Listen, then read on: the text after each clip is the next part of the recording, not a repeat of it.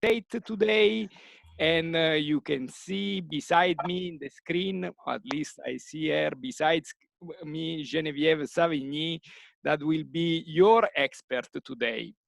But I want to remind you that we are starting this workshop in the framework of the BOND project. And you all know what is the BOND project, but we can remind us, and maybe we can project the fantastic first slide, where we have the entire nomination of name of the BOND project, reminding ourselves that BOND means bringing organization and network development together to higher levels in the farming sector in Europe. And we need also to remind ourselves that it's extremely important that this project is funded by the European Union Horizon 2020 Research and Innovation Program under this grant agreement. So, having said that, and reminding ourselves all the technical info about Zoom, but I think that you are quite good in that. So when you have to raise your hand, and for sure, one of the things that we always forget is to unmute ourselves when we have to speak. So those are the basic information, but as we are in a fantastic youth group, I'm sure that you are quite well on that. And so we can present our team of today. Our team of today, beside me as facilitator, we have for sure Geneviève Savigny, that will be the expert today. You can see her. And supporting the facilitator, there is also Ramona. And for sure, we have, as always, as technical support, Raluca Dan. So this is the team of today, the Fantastic Four, as you know. And then I would love to give you the word as just a very fast presentation. So we remind ourselves who is in this webinar today. And for sure, it will be also a nice opportunity to present yourself shortly to our expert, Geneviève Savigny. We can start following the list that we have on our desk. So, Nikophoros, can you start from Cyprus? A short introduction. Yeah, sure. Hello, my name is Nikophoros. I am from Cyprus. I am from the westernmost part of the island where we can cultivate bananas. I have a small family farm of organic bananas. I just started a couple of years ago because of necessity.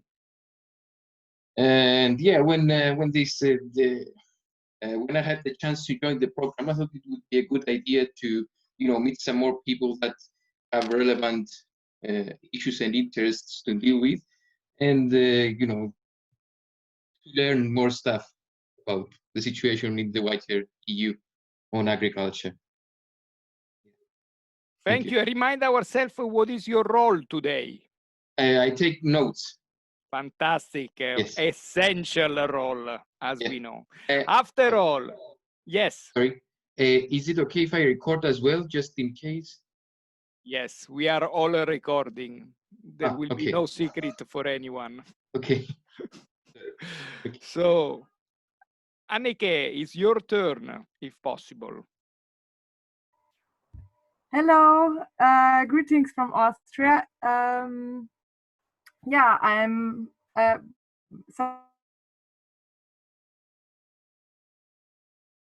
sorry, I just and I made a little comic on one laptop, and now I'm with a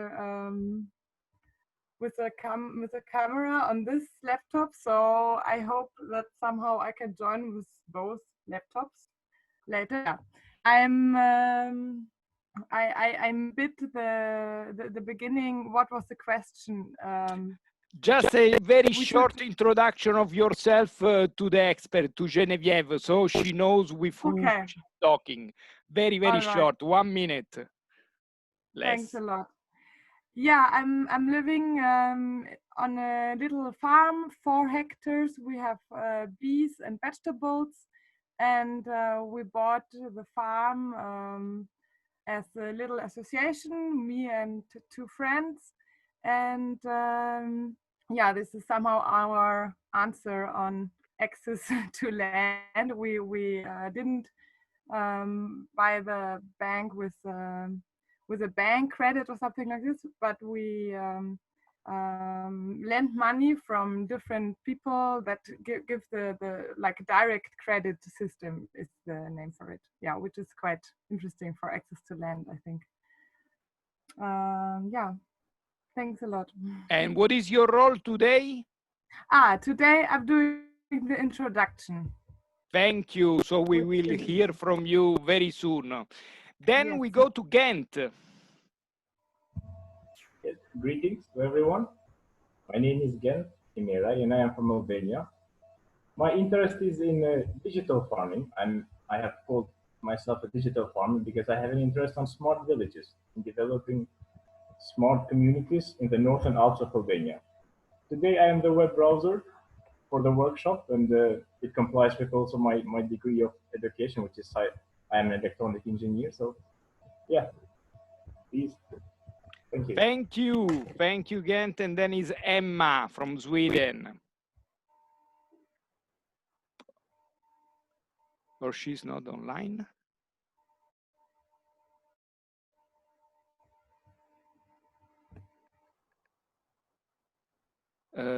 Sorry, because Emma, I think, is not online. Then we will go to Peter, our fantastic Peter from Czech Republic. Hi, everybody. My name is Petr Stepanek. I study the Faculty of Environment at the University in Prague. I'm a landscape engineer, but I work on our family farm. We own 300 hectares. We keep cows, sheep, and plenty of small animals. And my hobbies are, I don't know, hunting. It's my favorite. And I've worked and lived here my whole life, and I hope to keep doing so. Fantastic. Remind me, what is your role today? I don't think I have any active role. I'm supposed to pay attention and then say something. Fantastic. Very good. And Borbala from Hungary. Are you online? No, we don't have it. Sorry. And then it's Ben from Ireland. Your microphone. Yeah, hi. I have a small mixed land in Ireland, and we produce fibers, dyes, pigments for natural dyes for textiles, and we're basing ourselves on the fiber shed farming model by engaging in regenerative soil practices, and I am the rapporteur for the group. Fantastic. Thank you, Ben. Very important role, as you know very well. And then next is Brindusa, host country.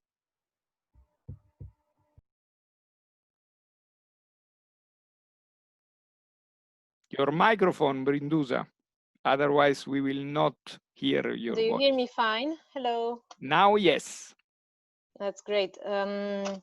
I have to keep the camera off when I speak. I'm Brândușa from Romania. I came to live in West Romania and started a small farm from zero with my partner. And we have now a mixed homestead, I call it, but it has a commercial side, which is in development of vegetables, but also poultry. And I'm trying to do everything as regenerative as I can. I try to get involved politically with Eco Ruralis and to support young farmers, access to land, stuff like food justice that I'm passionate about, and to also try to in the future have a processing side of our little place. Thank you. Thank you very much. And what is your role today? My role is to introduce the session, so I can actually so you go ahead and do that. No.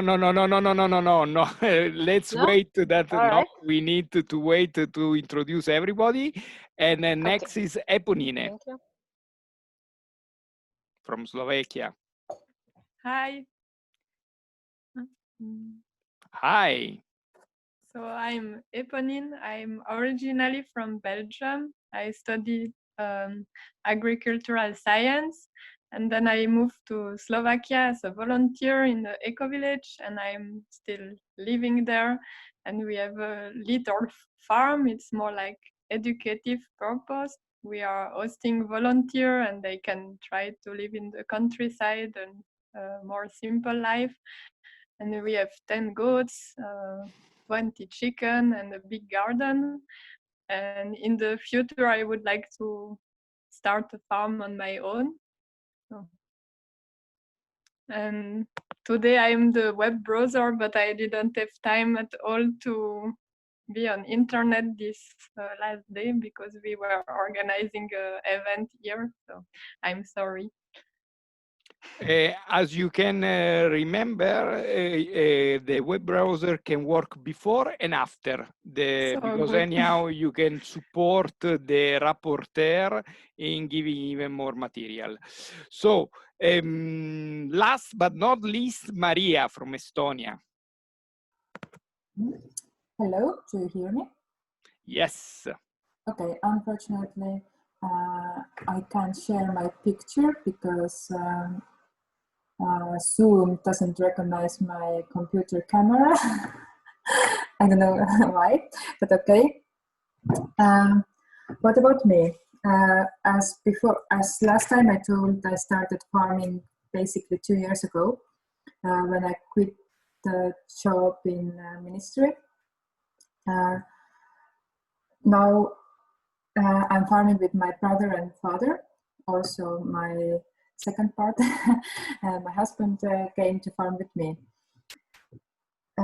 We are in a farm, organic farm. We are growing different crops like wheat, oats, buckwheat. And we do have, I don't know, maybe now 600 sheep, something like this, all herded together. And we are using 400 hectares of land, but most of the land is rented. And also in Estonia, I see the land access, actually it is a problem for young farmers. My father started approximately 20 years ago, basically zero. And it's quite hard to buy land, buy technique. He has put, how do I say? He has put a lot of effort to get started farming. For me now it's much easier because he has done it already. But I see also I have many challenges to take.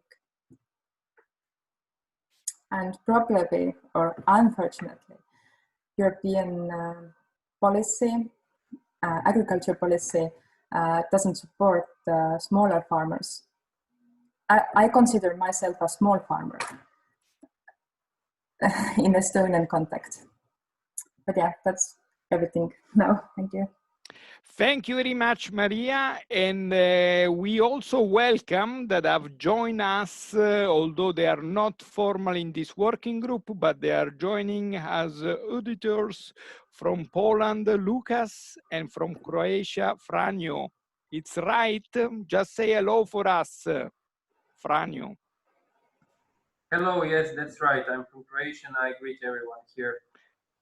Thank you. I'm from Poland, Lucas.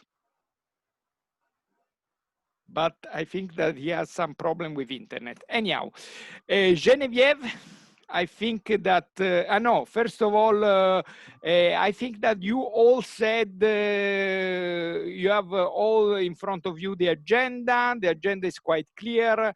As usually, our welcome introduction was a bit longer, but it's extremely important that Geneviève has really an idea of who is in the room. And then we will go through the program with Geneviève, and then you know better than the other. Ecco, grazie, thank you. And remember that it's extremely important that after the intervention of Geneviève, each of you has a comment to do, a comment or a question. That is extremely important, whatever it is, a comment or a question, but everyone has to say something. And then is again Geneviève, and then we will do the wrap up, and then we have the break. And after the break, we will have a sharing session on the main topic that were raised during the first part.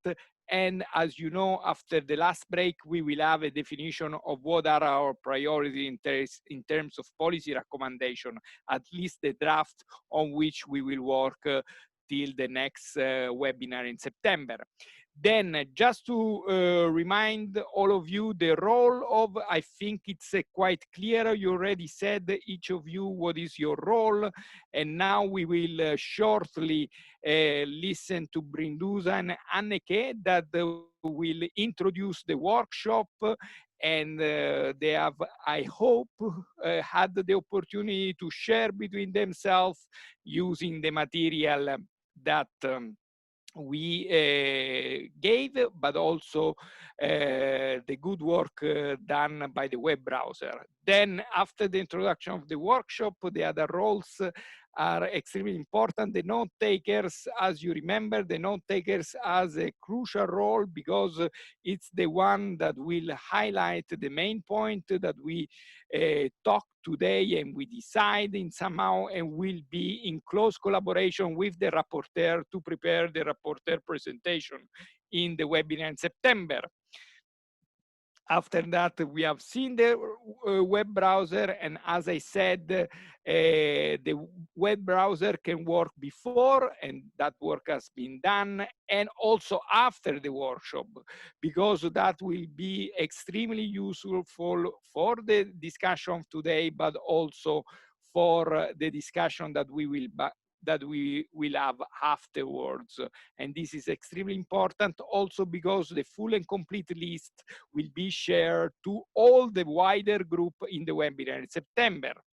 Then I think that we have the rapporteur. The rapporteur, as you all know, is the one that will talk in September to introduce this workshop outcomes.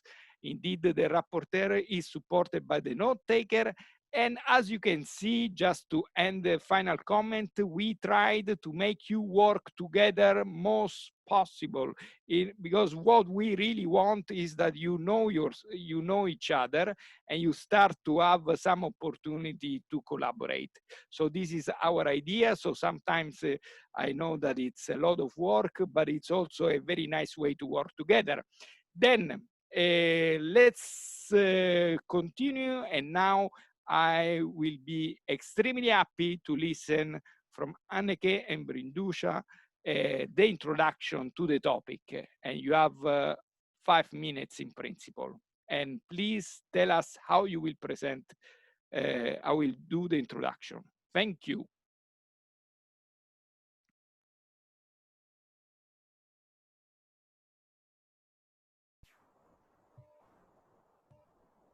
Thank you. So I was showing you the cover of a book. I want to read from something called Letters to a Young Farmer. It's a small essay. So this is my framing. If you are a young farmer today, thank you. If you are thinking of becoming a young farmer, thank you. Without you, we can't make the changes that so many of us believe are critical to reforming our food system. And we certainly can't reverse the devastating damage that has already been done to our changing climate. We need you. We really, really need you. By reforming our food system, I'm talking about making it possible for more and more people to include healthy food in their diet, making it possible to have more of our food grown without toxic chemicals, and making farming practices that preserve our soil become the standard and not the exception. It means sending fewer herbicides and pesticides into our water supply and less pollution into the air. And it means supporting a food distribution network supplied with more food grown by the farmer down the road and less food from a truck driven halfway across the country. From where I sit, I know that consumers want things to change, and I can see that their demand is changing the market for what you are growing faster than any public policy I can promote. I know that as young farmers, you are in the right place at the absolute right time. The products you can grow will change our system, and the very act of farming and providing food to consumers will be the basis of how we push new policies. Nothing is easy about the act of farming. I have been a farmer much of my adult life, so I know this, but I also know that the rewards are great. Maybe you're starting out farming in the same way I did. I was the most unlikely young person to become a farmer. I was only a teenager when I moved to a small island off the coast of Maine in 1971 and become a back-to-the-lander trying to grow my own food. Even though my Norwegian grandfather had immigrated to the United States for the opportunity to farm in the dark of southern Minnesota. I had grown up in the city of Minneapolis.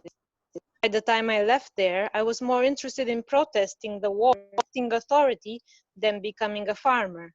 And I certainly picture myself living in a small community like my ancestors did. How wrong I was about all.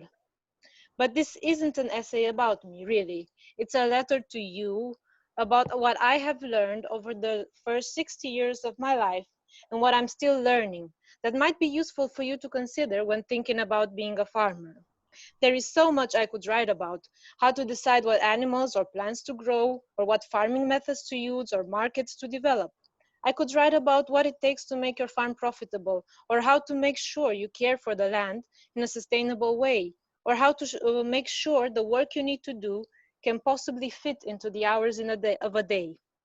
But I want to look at only one part of what you do: the importance of the political act of being a young farmer. So this is an essay by a farmer and a politician. It's from the US context, but I think it fits very well our context as well. And I let Anneke continue with the interpretation. Thank you. Thank you. Yeah, keeping in mind that only 1 of 5 farms in Europe are be taking over after the retiring farmers leave the farm. I want to show you a little comic that I made.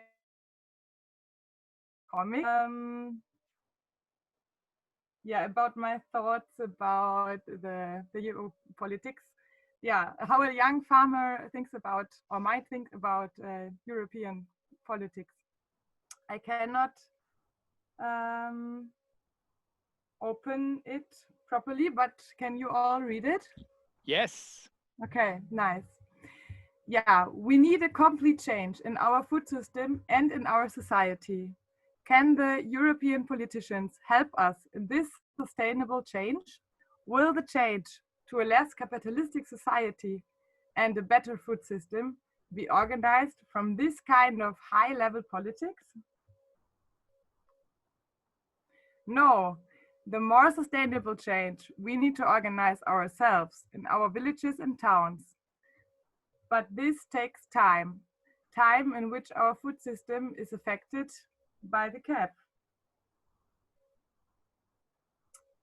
While building new food relationships in our towns, we also need to fight in Brussels for every sentence in the CAP.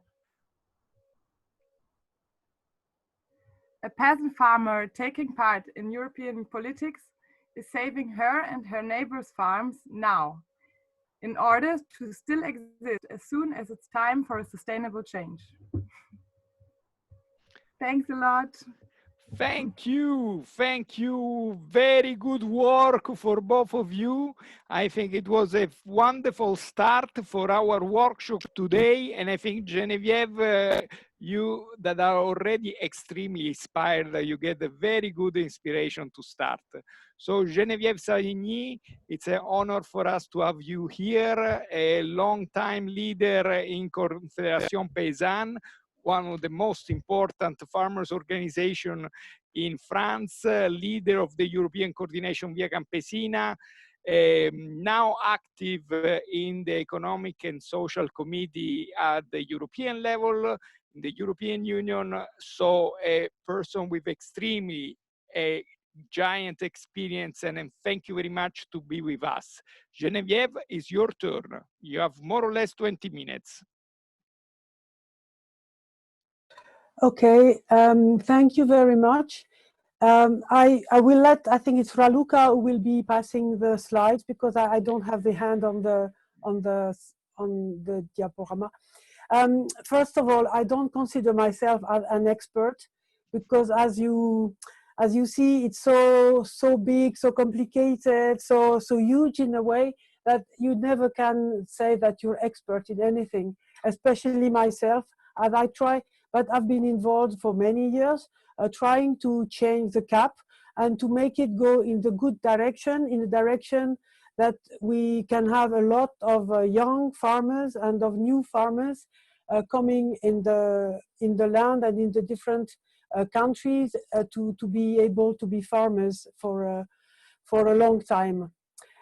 So I would like to share with you some of my experience, or some of my of what I think is important to know, to be able for you to discuss among each other what is needed to move forward, and also to push the CAP and other policies in Europe in a good direction. What I will do very briefly is first start with the beginning.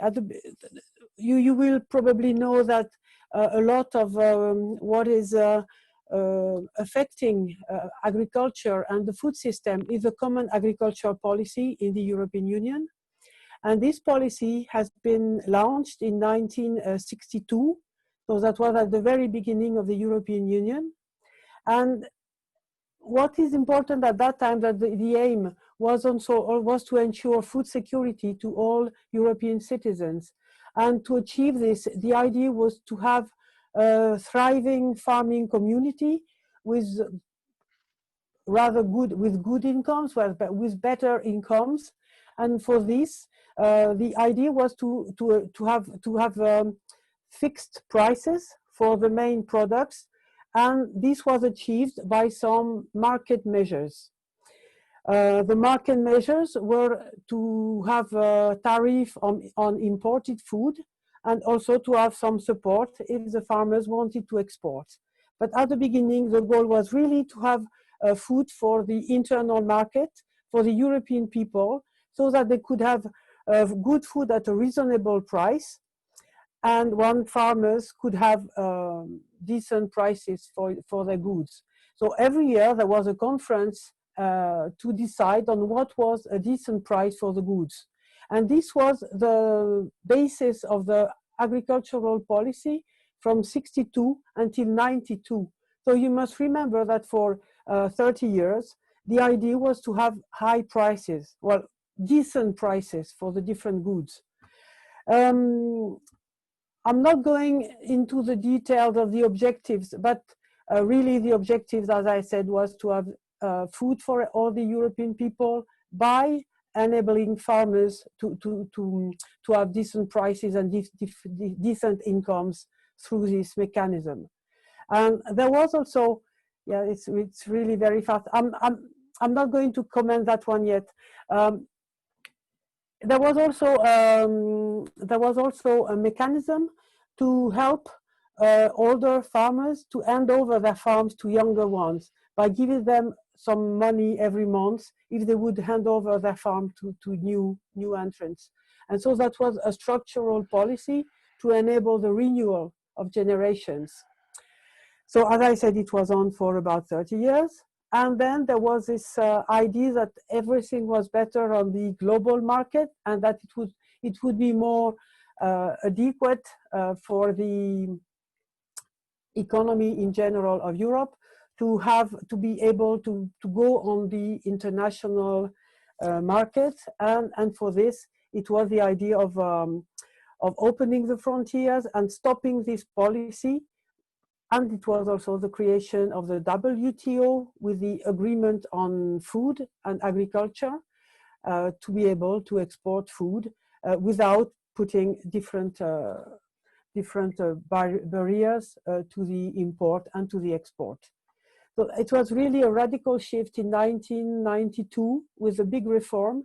And since this moment, the idea was to have prices more or less the same as the global market. And it was a drastic change for farmers as they were going to, they lost their prices, they lost a lot of prices, and to compensate, the European Union started to give direct payments. And we arrived very quickly to what it is now, and it is the next slide. What is the basis of the common agricultural policy? Basically, you have an income support through direct payment to ensure some kind of stabilities. And also, little by little, it has been improved or it has been completed by some measures to encourage farmers to work in better ways by respecting some conditions in terms of environment, and also in terms of animal welfare, and that was what is called cross-compliance.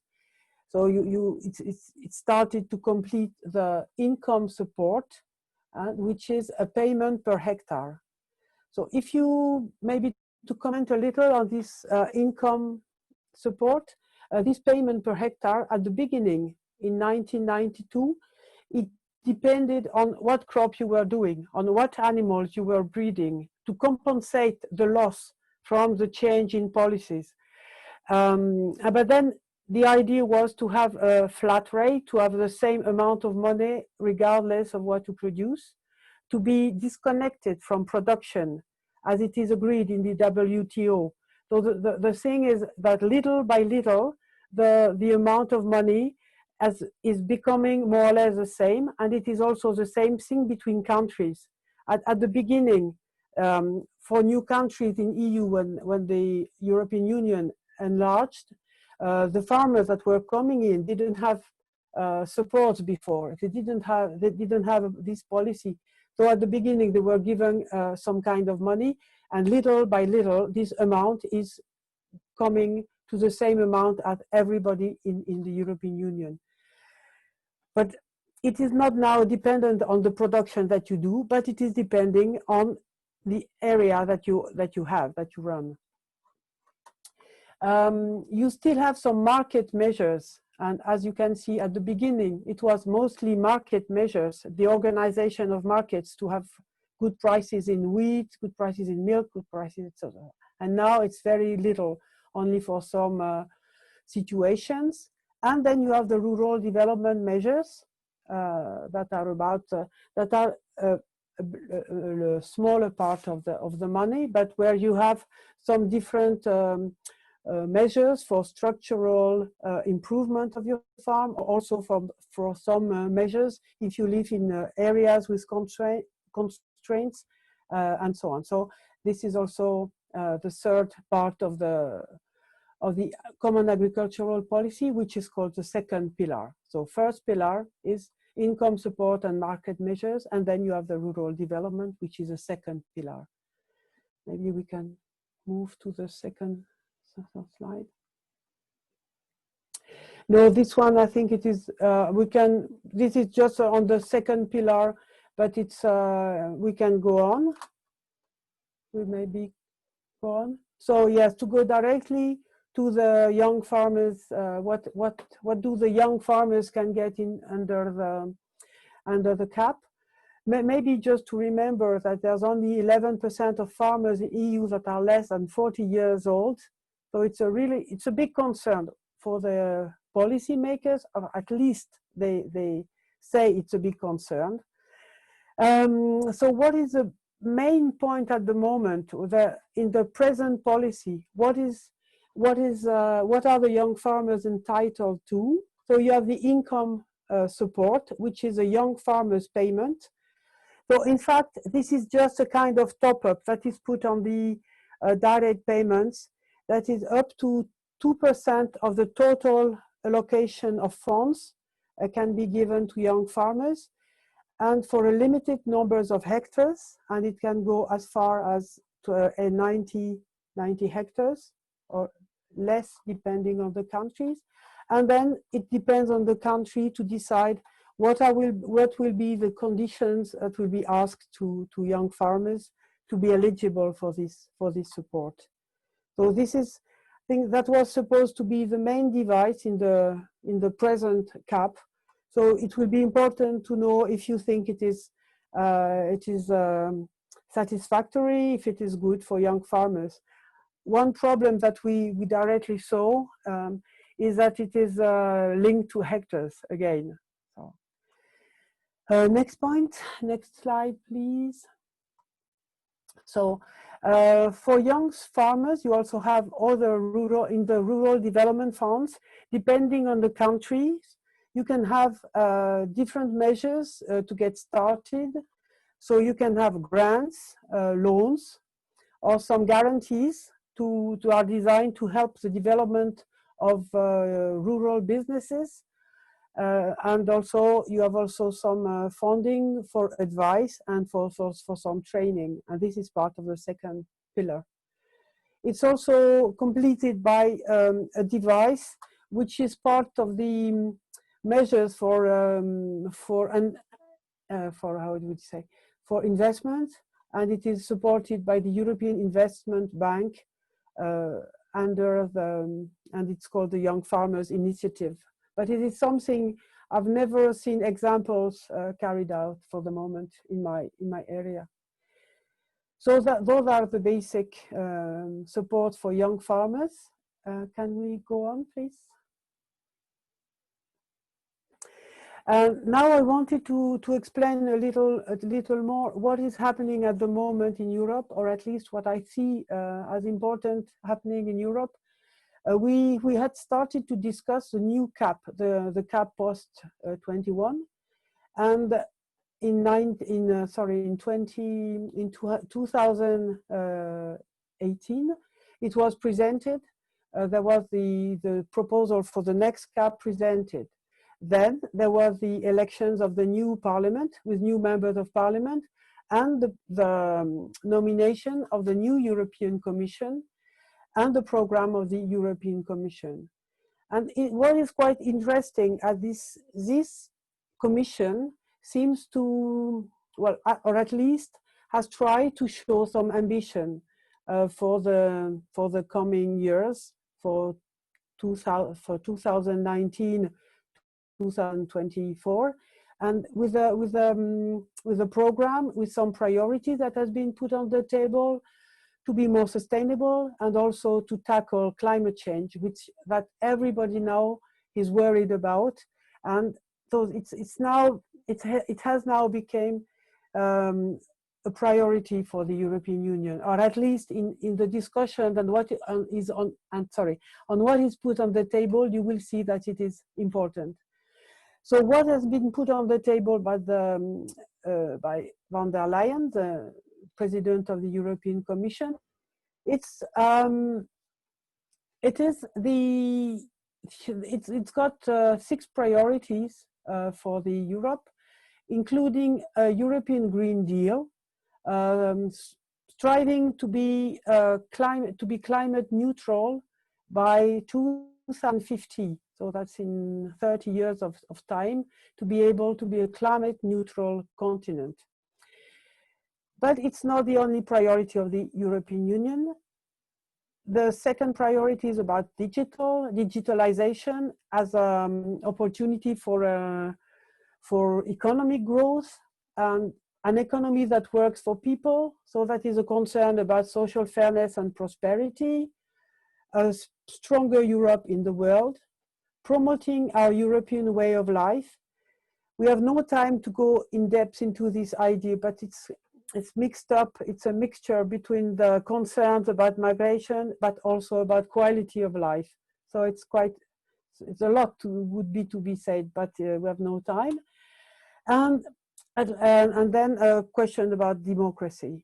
So now we're going to dig a little bit more into the Green Deal, because in this Green Deal, one part is about farming, and not only farming, but in fact food systems.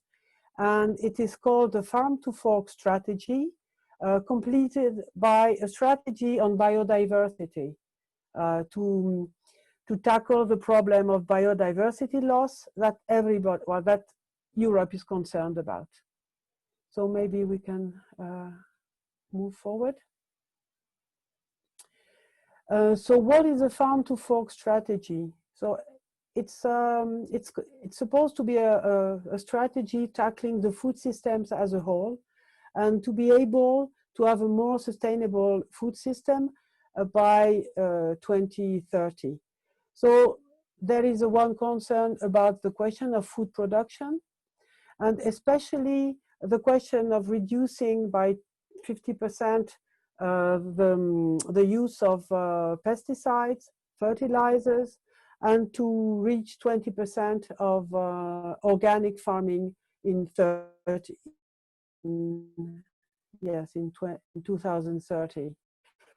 This is a part for concerning food production, and that also the wish to encourage sustainable forms of farming.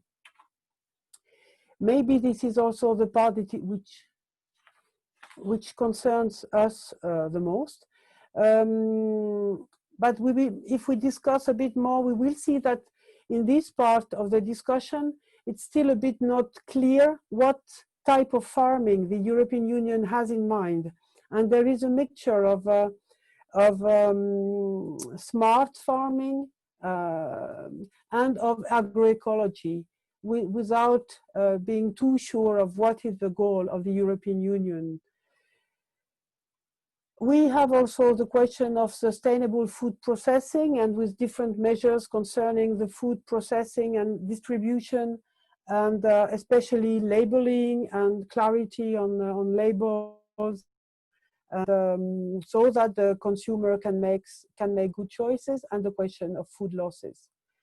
So this is it's difficult to go into the detail just in 20 minutes, but it is important to see that we found very interesting that it has overall vision of the food as a system, not only as agriculture, as production of commodities to be put into the food chains, but there is a concern for the final consumer, which is interesting. And it is related to the CAP, and what is said that the CAP will be used to implement this farm to fork strategy. Maybe we can move. Yeah, so this one, please don't try to, the diagram maybe is not possible to read, so we can forget it. But what we can say that the relation between the farm to fork strategy and the new CAP is especially two main tools. So in the new CAP, what is important for the European Union is to have different instruments that each country will be able to adapt to its own situation, to be something that is more adapted to the local situation. And for this, the discussion will be done around strategic plans. Each country will have to present a strategic plans showing with what they call a SWOT analysis to to show what are the problems, what are the opportunities in the countries, and then what are the measures that will be taken to improve the environmental and the different aspects of agriculture. And then the different measures will be taken in the first pillar, second pillar, to accomplish the needs of the strategy that are being put out in the strategic plans. And those strategic plans are part of, will be evaluated by the European Commission and accepted, or it will be asked to the country to improve it, depending on what it will be and if it's good. In the measures also that are important, you have the eco schemes. Those eco schemes are the new devices, the new device that the European Commission has put forward to improve the environmental the environmental aspects of farming. And instead of being only some measures that like it was in the previous CAP, you know that on top of the basic payment, basic direct payment, you have now greening, what is called the greening, which is we have permanent grassland. Well, you have some measures that are imposed to the farmers, and it was asked to have something more adapted to different situations, and that will be eco schemes. And at the moment, eco schemes are not completely decided, and the European Union said that the countries have to decide on it.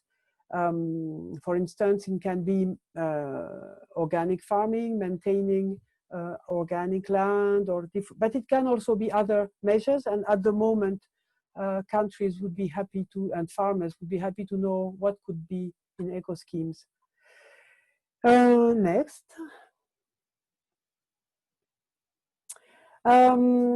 Before we stop and start discussing, maybe I can say a few more comments on this.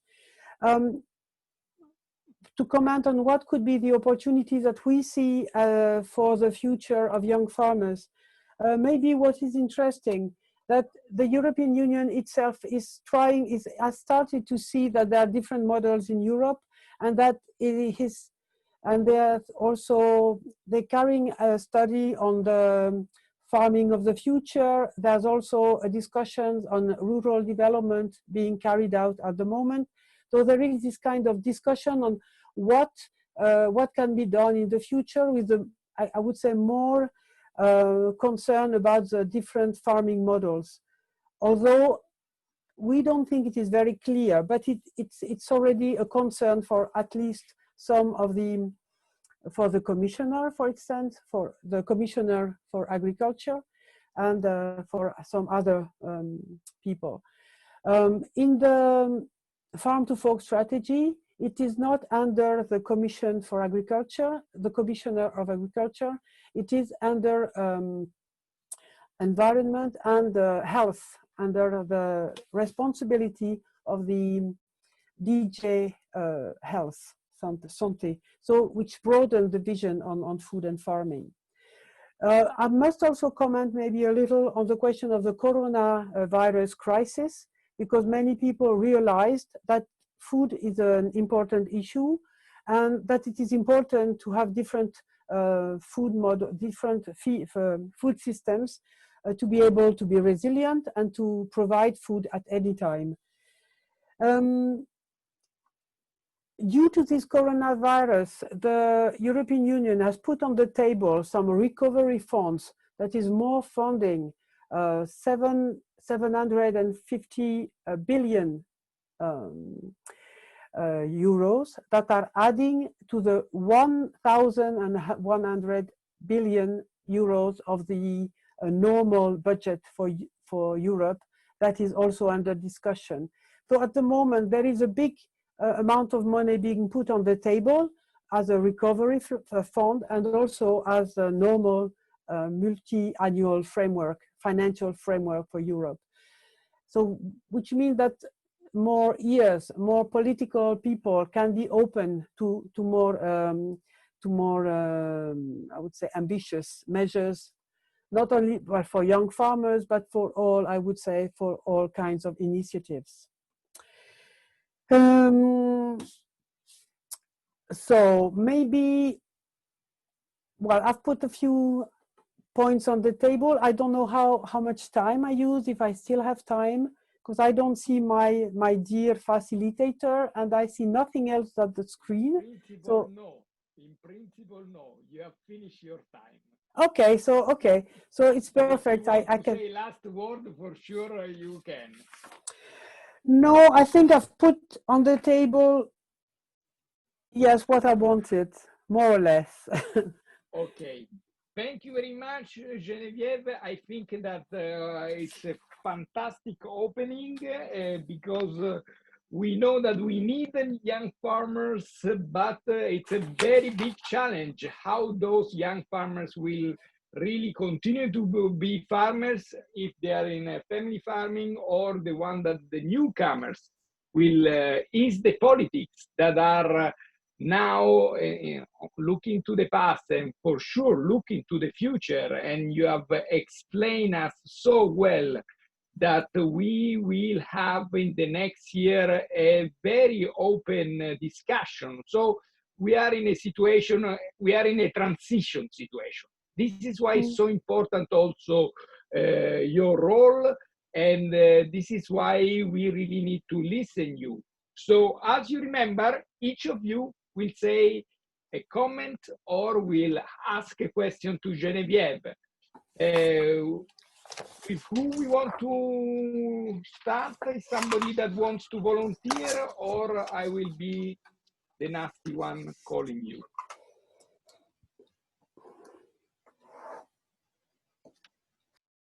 Okay. I can start. Yes. Possible? Go ahead. Yeah, I'm very interested in the issue of the invisible young farmers, or the newcomers that are not yet captured in all these policies. And I wonder how to make all new entrants or farmers that want to take over, but don't have everything according to the requirements. How to adapt these minimum requirements to everybody, so that we don't have invisible young farmers that without the support they enter into some sort of harsh competition which already exists with industrial agriculture, but they also enter into some sort of competition with the supported young farmers. I hope it was clear. Thank you. Definitely clear. Thank you very much.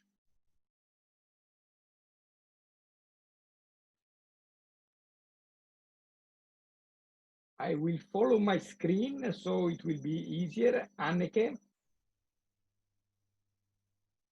you have to unmute yourself. Yes. Do you hear me? Yes. Okay, right.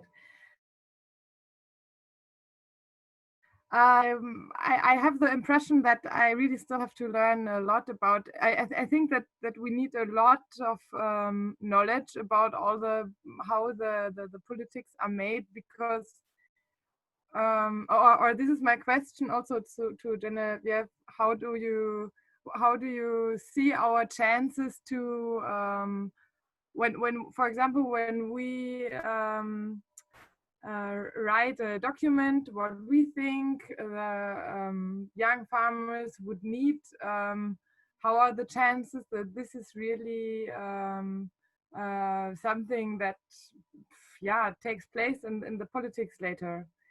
I mean, I heard of successful stories that where people were successful in making politics for small scale farmers. For example, when there was this seed, how to say this in English? There was something about seeds some years ago, and people from from La Via Campesina, from different organizations, were successfully sorry, my English is not so well. Yeah, they were fighting that this politics didn't come in the European Union.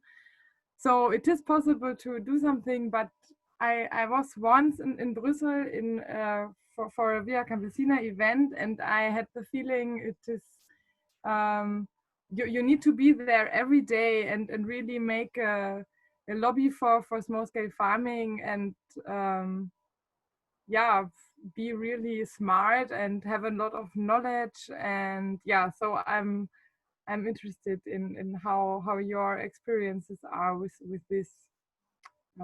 Yeah, I hope I was somehow clear. It was quite clear. It was quite clear. I'm sure Geneviève got it. Eponine, are you there? Yes. Yes, I'm there. So I had at university like lesson for 6 months about the CAP and to learn how complicated it is, and that is one of our conclusion is that it's quite disconnected from the reality of the farmer. Like there are politicians making rules, and sometimes it's not really in the sense of like the reality on the field. And like I didn't know at all that there is some part that is more oriented for youth farmer, and I have no idea about the help that you can get. So for me it's will be interested to go more deep in this part. Thank you very much. Ben.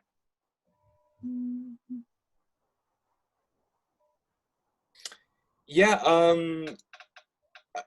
I think what Geneviève, everything that she mentions, I mean, I think ultimately it envisions still growth. At the end of the day, it talks about growth rather than regeneration of the whole industry, and justice for workers, justice for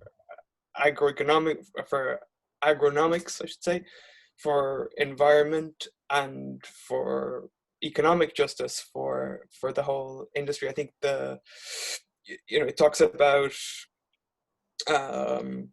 progress using new technologies and things, but I think going forward, and someone said, how can new farmers fit into this, in something that doesn't, I suppose, center and promote regeneration. I think it's one of the biggest challenges, and I'm not sure that it happens with just what the current ideas that are Geneviève explained to us. I don't know how the regeneration that is needed throughout every EU member state is going to happen with the current ideas. Are new farmers going to be interested to come and be part of the industry like this? I mean, is food sovereignty something that will come from these kind of ideas? I'm not so sure, and I think that's something that should be in our thoughts. Thank you. Peter now. Hi. First, I would like to say that I used the Young Farmer Program from the EU, and it was simply the worst program I have ever used or tried. It was terrible. The bureaucracy, the system, it was really horrifying. I don't know if it's in the whole European Union, but in Czech Republic, first I had to make my farm, make the investments, and so on and so on. And then after 2 years, I got the first money from the Young Farmer Program, except the direct payments. They of course, work, but it was terrible. And I believe that for the young farmers, it's not very easy to begin to be a farmer because there is simply no more land in the Europe. And if there is a land and it's a field or a green land, it has probably an owner. Whether it's farmer or not, he's going to keep it like for a very long time. It's not like t-shirts or something you sell or buy every day. And the prices are incredibly high. I live on the border from Czech Republic and Germany, and the prices went like 500% up since in the last 5 years. So it's giant investments if you want to buy some land and then start farming, and it's not very easy. And without a background in family farming or some kind of heritage or something like that, it's in Czech Republic it's simply impossible. And to the Green Deal, I just would like to say there are plenty good ideas and there are plenty of bad ideas. For me, it's unacceptable that we are producing on our land, on our fields, we are producing food, and the food we are feeding into the biogas power plants or things like that. For me, it's unbelievable nonsense because we are destroying our land where we are making maize, corn is in English, corn. And we are using pesticides and plenty of nourishment and things like that, and we are making it to more electricity. That's, for me, it's something I cannot understand. That's all from me for now. Thank you, very clear. And now it's Ghent. Well, merci beaucoup, Ms. Geneviève, for the presentation you had. It got my attention, the priorities of the European Union that you mentioned, the European Green Deal and also the Europe Fit for the Digital Age. Actually, to be more practical, I wanted to ask, is there a chance that have these priorities yet have begun to be implemented, and can we, young farmers elected on behalf of a bond project, does that bond can serve as a jumper to be part of these priority systems?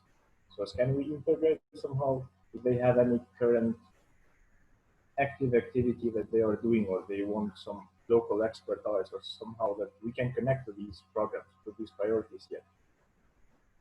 That was my direct question.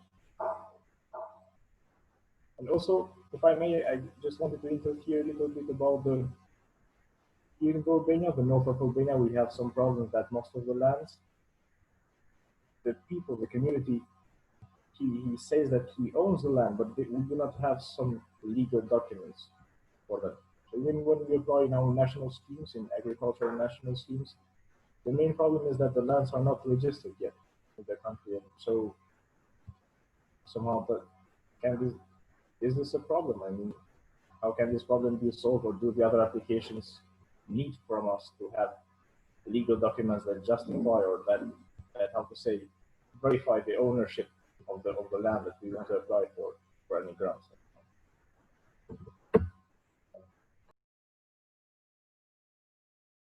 Thank you very much. Clear. And next is Nikiforos.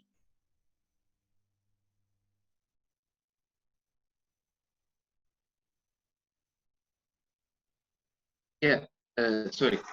Okay, I would like to ask a question on something more practical. I think Peter said something about that, about the corruption, about the bureaucracy. The thing is, in Cyprus, we have large issues on bureaucracy and corruption, and most of the time, at least from my experience and from who I asked, the money that are coming from the European programs rarely go fully towards, the agricultural sector. They are oftentimes stopping in bureaucracy and corruption. So it doesn't matter if the EU gives a lot of money, because at the end they get stopped on the roadblock of the local authorities. So is there something that can be done towards that? I don't know if others have the same issues in their countries, but it's a big problem here. Okay, thank you. I understand you very well, coming from Italy. Let's say, Franjo, I see you online.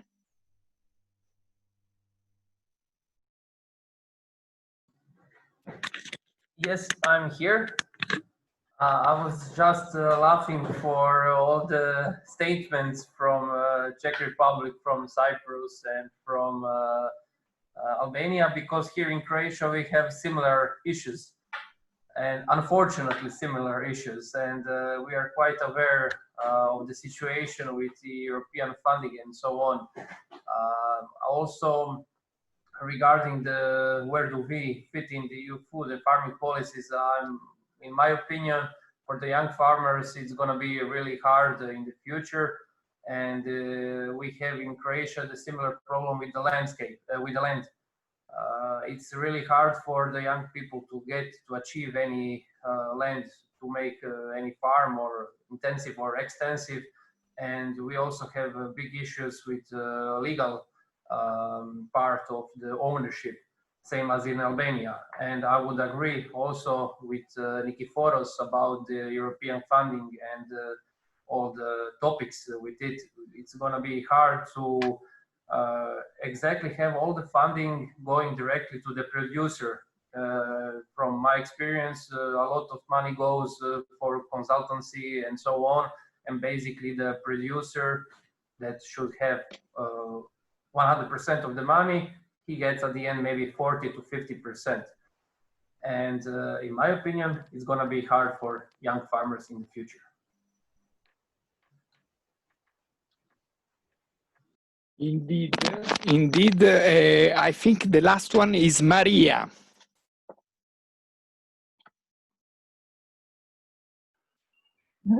Okay. First of all, I also got on 2015 Young Farmer Support. I mean, this is when you started farming, you can, in Estonia, the amount of money is 40,000 euros at the moment. For that, I bought one used crop harvesting machine. In Estonia, it was quite easy to apply the support. I mean, the applications and everything was quite clear and easy to fill.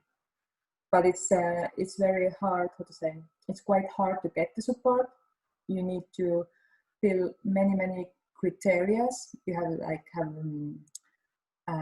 experience in farming,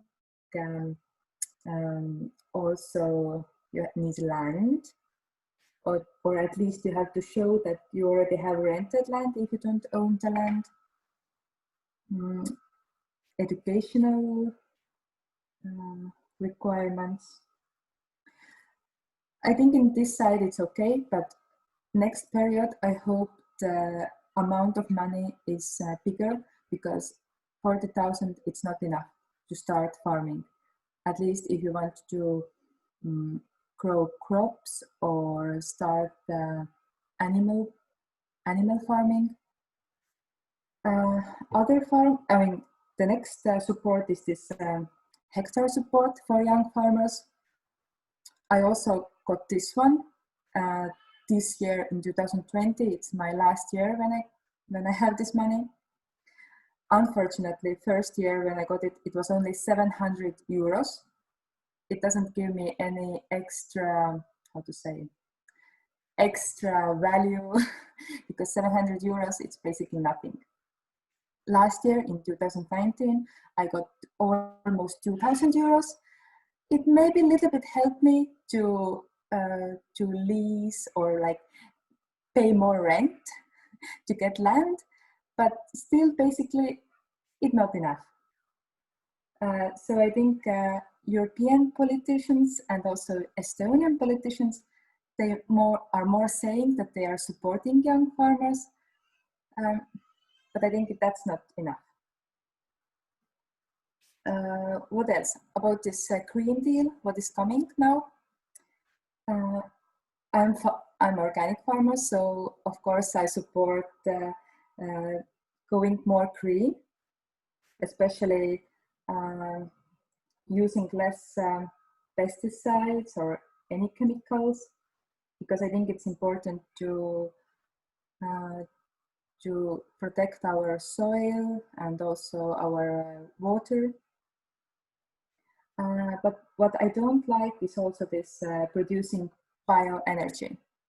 I think this is not, how to say, sustainable in long term. What else I would like to say?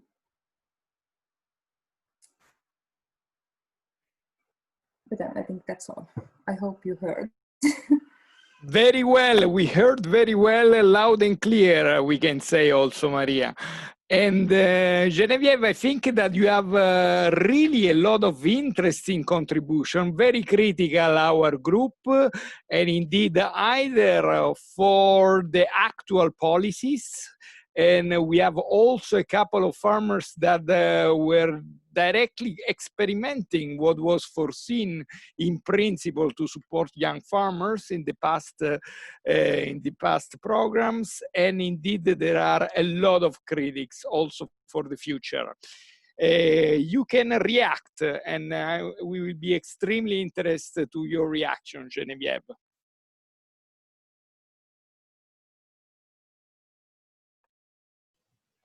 Yes, maybe I will start with this comment. It's quite true that if there's some opening in the vision of the European Union, there is still no revolution. It's still based on growth, and it's kind of a sustainable growth. So the vision for the moment is still something that is quite capitalistic, but some concerns are getting in. So we have to make use of this, knowing that many of us think there is no possible sustainable growth, that it is going against each other. But at least there is a concern of other issues that just growth and economic growth as such. So it's already something, although I fully agree that it's really not sufficient to really move forward. What to do? It's always a question when you see the picture. What is possible for young farmers to do? Probably many of you they know that. I think usually the first thing to do is try to find people a bit like you who share the same concerns, whether at local level, local, national, regional, and to be able to tackle some common problems, starting from grassroots questions. And I guess many of you have done this already. And to go to another level when it's national. And as I see now, maybe I'm not right, but I think it is important, if you have a paper or something, to start to be rather quickly to be concrete, because this philosophical framework, many politicians, they are not completely conscious of it. They are in the framework of liberal functioning, and they are not questioning this. But if you say, I'm a young farmer, I want to be farmer, I do this, I have customers, but I can't get started because I have no access to this or that, maybe it's easier to explain and to understand for them if you can be as concrete as possible on your needs and what would be needed. Then of course sometimes it's useful also to know what are the opportunities, what is open, what's the agenda of the European Union, and maybe it's quite important to if you manage to be in that kind of, if you have this idea, this objective. But the websites of the European Commission are quite good now, and if there are consultation, if there are things happening, it's rather visible. For instance, there is consultation on rural development. Well, there is some work on rural development. There are things going on, and it's not too difficult to have access to this information. And our organization, of course, is always willing to transmit as much as possible. So I think it's also important to have some support at local level. Sometimes your government will not be a good support because they don't have the same vision, but you will, I hope you will be able to find some person from the parliament and also from the European Parliament who are working on agriculture and who will be willing to exchange with you, so that even in your country, without going to Brussels, you already have some contact with what is happening and where it is possible to influence. And I think it is the right time to do it, like Andrea said, because it's happening. The discussion on the new CAP will be starting again in autumn. There has been some discussion on the drafts that was done in 2018, and there was discussion in the parliament, and they made comments and amendments, and now the amendments are being discussed with the new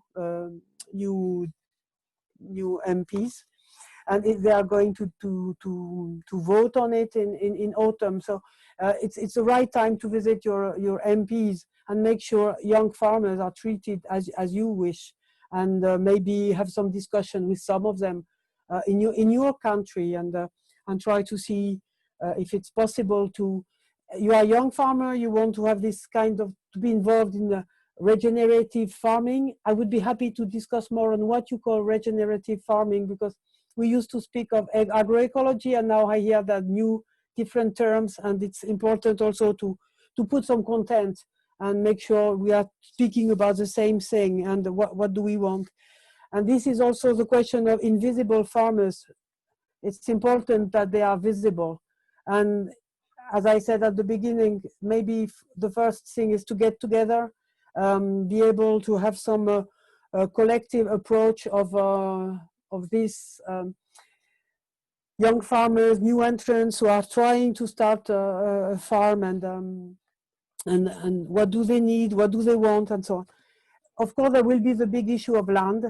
Maybe we would need ages to speak of land, as it is a national issue, regional issue, with really big differences from one place to another.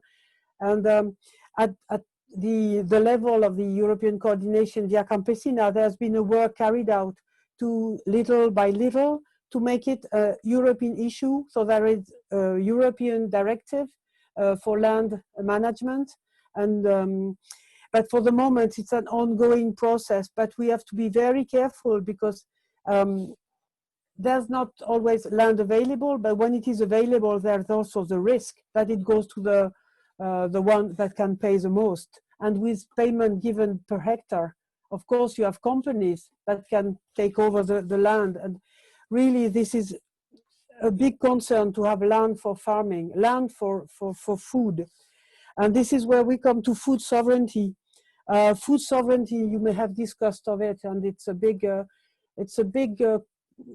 would you say, it's a big concept to support this vision that food is for people.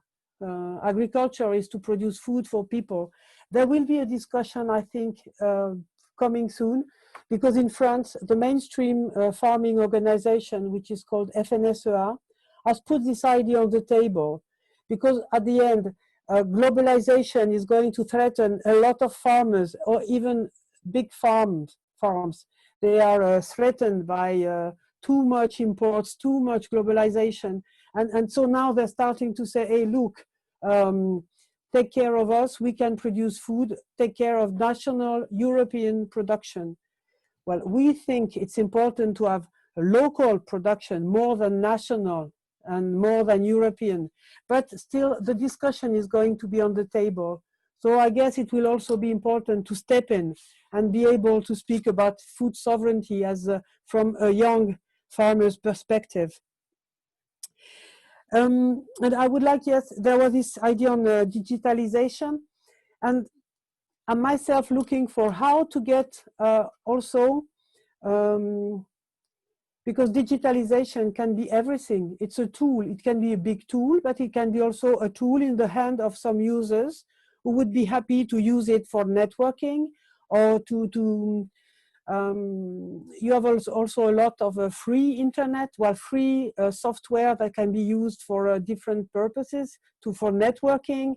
So how could this be put on the table? Because it can be really, it can be everything. It can be open the doors for 5G and Huawei, or it can be something completely different for some sustainable tools that we can use ourselves. Even me, I could use some kind of network when I'm so desperate with digitalization as a whole. So it's a really good question. And if there are some young, passionate guys who are looking or who want to look into how this money on digitalization can trickle to the real projects and at national level, because this big amount of money that is given for the recovery plan for next generation EU, it will go through countries and through programs in countries.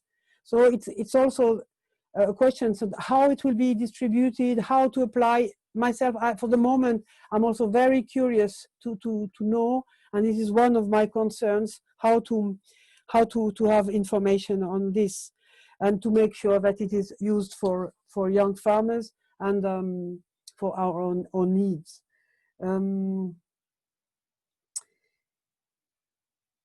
Yes, and yes, I've also heard very interesting comments on what is the program, the young farmers program at the moment, and I also think they are not very good. And you've seen maybe on the document that we proposed, there's some document that have been done by some young farmers from Viarambesina already, or and it can be also something to look at to see if it's interesting. Some young farmers, especially new entrants, they would be happy to have some cash every month to get started, so that they can start their business slowly and without too much stress. So it's something to be studied. There's also a lot around land, how to have access to land in some way that it is not too expensive, that you don't have to buy it, but you can rent it to maybe some kind of collective approach. So there's different things, but you've probably done the first step, that is to get together and start thinking together, which is the really good beginning. And from my experience at the moment with the European Union, I see some people in the DG Agri, for instance, that are open to what's happening. So it's quite important to see who they are, go and visit them, and try to have this interaction to start moving people. So, because as you know, a policy is always done by three parts. You have the European Commission that makes the proposals, the countries and the governments that discuss about the proposals, and the Parliament also discussing on the proposals. And this is combination of the three that gives the outcome. And those actors, they don't act unless they are pushed to do it. And a lot has been happening because of the demonstration about the climate strikes and the young people striking in the streets. They've been very useful, and I think it has moved things. So it's time maybe to still go on moving with those people. So I hope I've replied to maybe some of the aspects, and still open.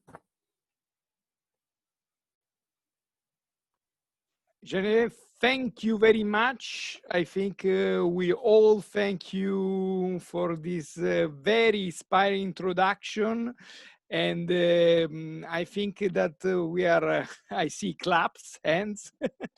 And so thank you very much. Unfortunately, in this way, we cannot say how much we are grateful of your inspiring presentation, but indeed, I think that also we capture a lot of things. I think that it's clear from the reaction that we had from your introduction that we are not happy with this policy. We have a framework that we want to change. And in this framework, we need to find and understand better what is the role of the youth.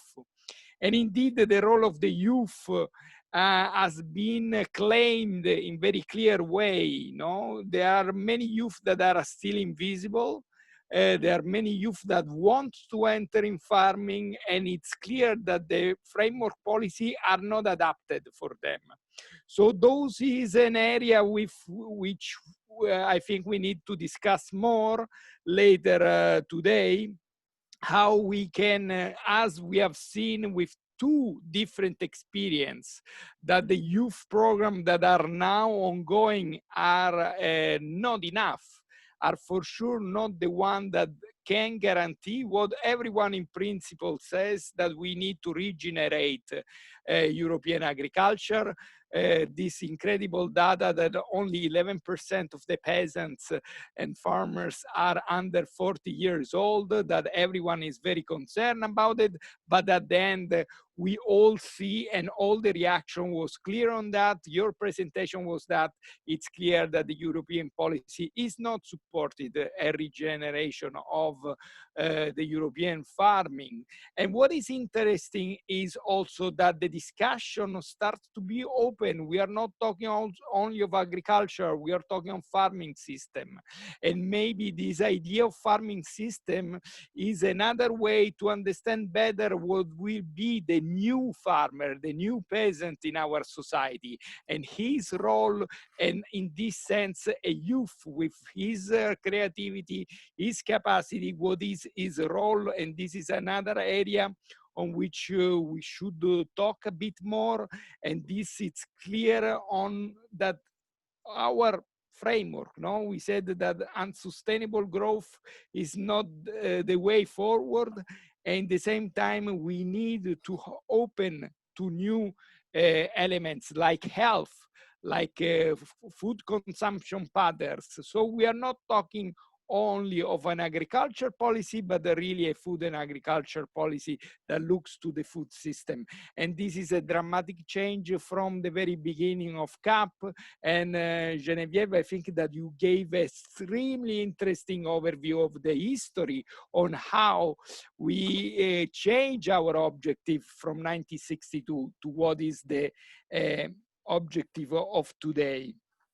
And indeed, we need also to use better those funds, because we cannot deny that in many countries of Europe, we have a giant problem on how to use this money, and how bureaucracy is meant to be more an element that can lead to corruption than an element that guarantee really a fair access to those support. And indeed, also everybody has raised that we need to work together, we need to know better, because there is an issue of knowledge, and this knowledge has to be addressed. There is an issue also on how to influence, because this group says, okay, but we need that, but how we can influence the policy at the local, European, and national level. And indeed, very interesting, the relation between the local food system and how grassroots experience can most probably be a way forward to start something, and how you can upscale those local food system experience to wider struggle at national and European level, and how we can find a way to make those struggles and those experiences heard at Brussels level. Really, really a lot food for thoughts. And I think that we had a very, very inspiring time. And we also gain to arrive to a small break. And if you all agree, I really want to thank Geneviève. Geneviève, you are welcome to stay with us if you want, but also we understand that you have millions of other commitment. So thank you very much. Thank you. Please. If I don't know if you still hear me, but I'll be happy. I will leave, but I'll be happy if you want in autumn to have your feedback and contribute if it's possible. Yes, indeed, to for do sure. Whatever is needed, I'll try. I'll try my best always. Thank you. For sure, you consider yourself already invited to our webinar in September, and I'm sure that for all this group, we can have your support. So if you all agree, we will have our break that, if I remember well, is 10 minutes. So as we were a bit longer than what we had in mind, but we had a very good introduction. I really need to thank a lot Anneke and Brindusa for your introduction. That was extremely interesting. And so we have at 20 to 4, we meet again, 7 minutes. So 20 to 4, we meet again and we start the second part. Thank you.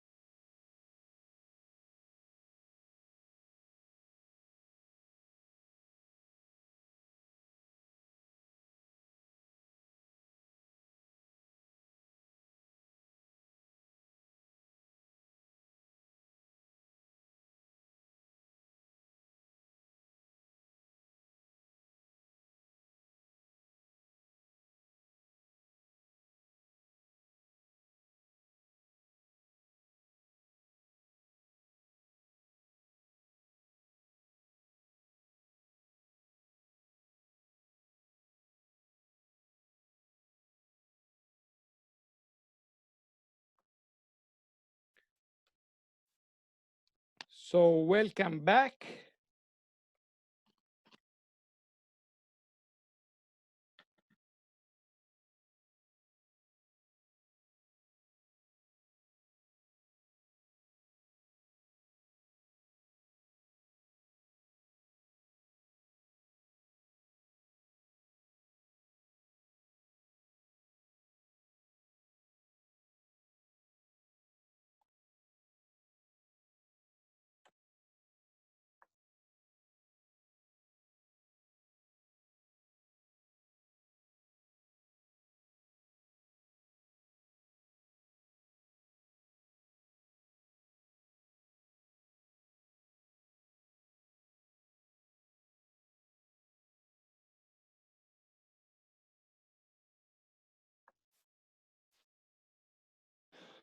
So, as soon we are all back in the Zoom meeting room, give us a sign, please, so we can start our second session. Thank you, Nikophoros, Ramona.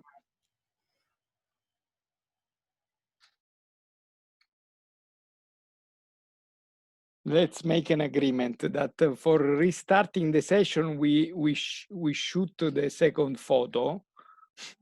So we can understand that you are all online, and then you can shut down the video again. Because otherwise I have to ask you all if you are online, and we will never finish.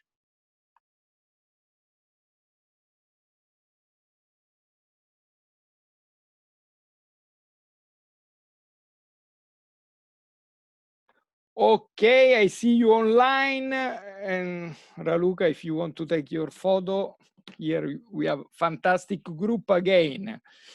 So let's try to organize. And by the way, I also say hello to our bond partner that are with us, and then we will ask them to greet us at the end of the meeting. So anyhow, thank you a lot to be with us. But let's try in this second part of the discussion is it's a discussion without network, but let's organize it a bit. And I would like to propose you a 6 main cluster of discussion. So the first cluster is the criteria on which we define a young farmer. And here we have the issue of being visible and visible, what also Brindusa taught us. And it's extremely important how we can really recognize all the diversity of the young farmers. And we need to find a new criteria. We need to find new criteria because there is also a way to recognize a new role to peasant and farmer in the farming system, as the farming system is changing. So this can be one part of the discussion. What are the criteria to make the invisible visible, and what we think are young farmers in this new farming system? Then, and this is the first cluster of discussion. The second cluster of discussion is indeed about knowledge. There is a demand of knowledge, knowledge sharing, more competences. And so what is the more adapted exchange and training system for youth? This is extremely interesting because indeed, most probably the traditional training system, what we had till now, is not answering to your demand. So knowledge that it's so central, and we will see how central it is along all the workshop, we need to improve, enhance our capacity to exchange and our capacity to build on our knowledge. And this is the second cluster. A third cluster can be your demand to be heard at European, national, and local level. You have needs. And at the same time, all the people say that we need farmer. So we need the young farmer especially, but the same way, no one is listening to you, or at least to listen to your demands is very complicated. So how we can get organized to make our demand, our needs really, our rights at the end really heard in the place of the decision making. A fourth cluster is what you were saying very clearly, a critique to the old programs for supporting youth. At the same time, what is the need for the future on the base of your experience? You mentioned about access to land, you mentioned a new way to support farmers, but you mentioned also the fact that you are farmers in a new food system. So what kind of policies we really need in that sense? Going a bit more on something very more specific. So what are the programs for the future that you can see on the base of your experience that are the ones that can be more useful for you? Also based on what you have seen in the past and what is your need for the future indeed. Then a fifth cluster will be your opinion on the general framework. You have done a very strong critique on this idea of growth without an unlimited growth, and you have done a very sharp critique of the biofuels. So what is the framework on which you would love to develop this food system where you think that you will play a central role? So in that sense, this is another cluster of ideas where you will put yourself, which is the framework? What is the framework? You have talked about justice, you have talked about a real sustainability. There is the word of agroecology. Geneviève said, let's be a bit more clear in that sense. Let's be not vague. Let's give us a clear idea of what is our framework where we want to develop ourselves. Last but not least, the sixth cluster of discussion can be about bureaucracy, corruption, and real access to the funds, because then we need to be concrete. If everything works well, and at the end there is the opportunity to have some support, well, we need to find a new way that is demanding less bureaucracy, and in that sense, less opportunity to corruption to be very active, because more is the bureaucracy, more it's evident corruption can find its place. And so a new way to access, especially for the youth, to the support that can come from the European-wide policies. So I hope that you had clear this six main cluster, but if there are others that you want to propose, or you think that the discussion that we had till now, I didn't catch some of the needs, I'm really happy to listen to you.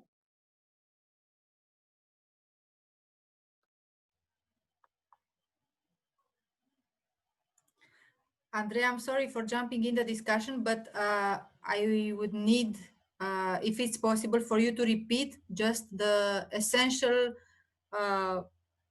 points of these six clusters, please. Sure, let's.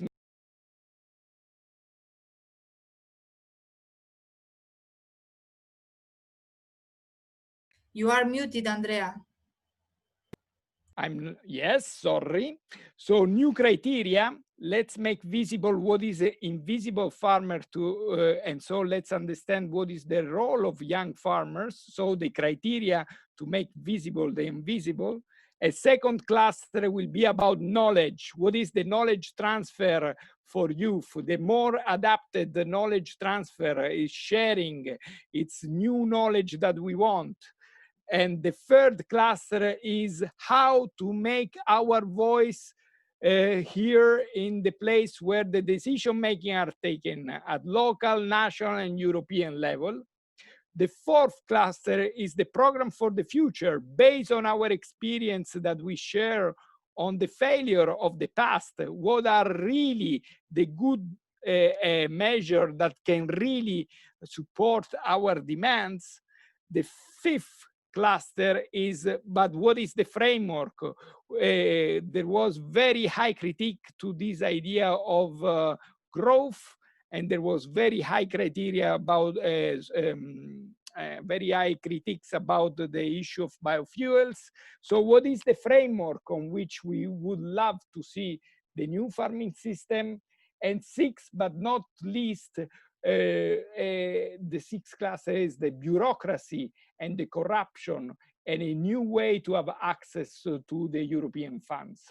So those are the six in a very, very short way that I propose you, but indeed you can add more or you can fit on that, and the methodology will be the same. We will talk, all of you will have an opportunity to say something. Now we have also a bit more than 1 minute each, but please feel free to be a bit more in deep in your intervention. And if you fit in those six main clusters, well, if you think that there are other things to add, it's mostly welcome. Is this clear for all of you?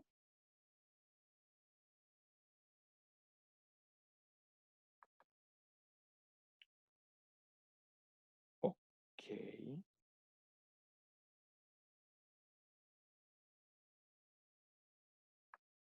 The cluster are six.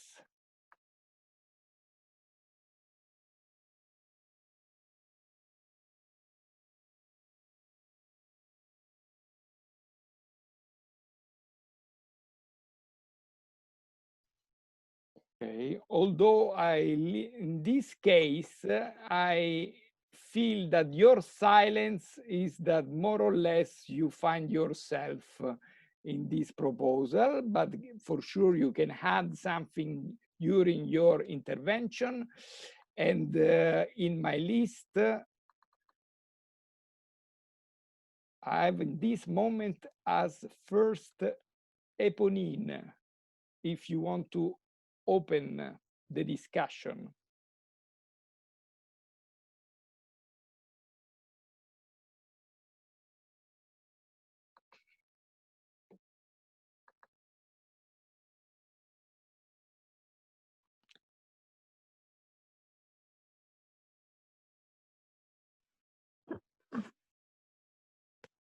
Here Hi. you are. I have only my phone with me, and for me it's a bit hard to follow like this. So okay. I prefer if I don't start. Okay, you will prefer to talk later, but yes. Very good. Then I have Brindusa. Okay. Only that I didn't understand whether I should just choose one and do some argument, or like start a discussion on it, or refer to all of them. You are free to talk of what you prefer, Brindusa, because in this moment it's really an open network discussion. Okay. I try to cluster the discussion to get also support for the note taker, and to make for us easier our next step that are some policy recommendation. But this moment it's really free, so feel free to say what do you prefer? Yeah, well, I think we should work on all of them. So when it comes to our final policy proposal, there should be elements from all of these things, maybe even other clusters, other teams, let's say. When it comes to criteria, I think many types of farmers have to be included, and even the age should be made more flexible, because many people turn to farming maybe in their 30s, and so this age limit is rather not encouraging the new generation of farmers. I mean, to define young farmers as, I don't know, without an age limit, for example. But of course, it takes many other debates how to do this. But I think, yeah, farmers that are part-time should also be included, and many other stages in the development of one agriculture project. Then when it comes to knowledge sharing, I think the connection to active farmers that are role models is very important, to have like mentor images. And I think we need to do more, let's say, yeah, kind of peer-to-peer learning, peasant to peasant, but also like internships at farms that are in the framework of work opportunities, let's say. And that's an active way to learn the skill, the actual career of farming, in the type of production that you want to go for. And yeah, knowledge sharing, it's a way to inspire the new generation, but also a way to have collectives that experiment on test spaces. I think that's also very important. So there's also a really big variety of ways to share the knowledge and to train farmers. The demands to be heard, I think, can be done in coalition through organizations like Via Campesina. And yeah, more about that is, for example, just watch every consultation possible. Right now, there is one a European Commission consultation about some of a common vision or something like this that just started a few days ago, and it's until 9th of September. I have to look into it how to participate, but that's one way, for example. But I think, yeah, going through some alliances and just joining forces with people with the same values and vision is very important. And yeah, from my perspective, the general framework is a critique of the capitalist model, and we need to replace that with something that really looks into how to not only sustain the natural resources, but make them better, regenerate them. And yeah, if it's using frameworks like agroecology, I think that's the best way.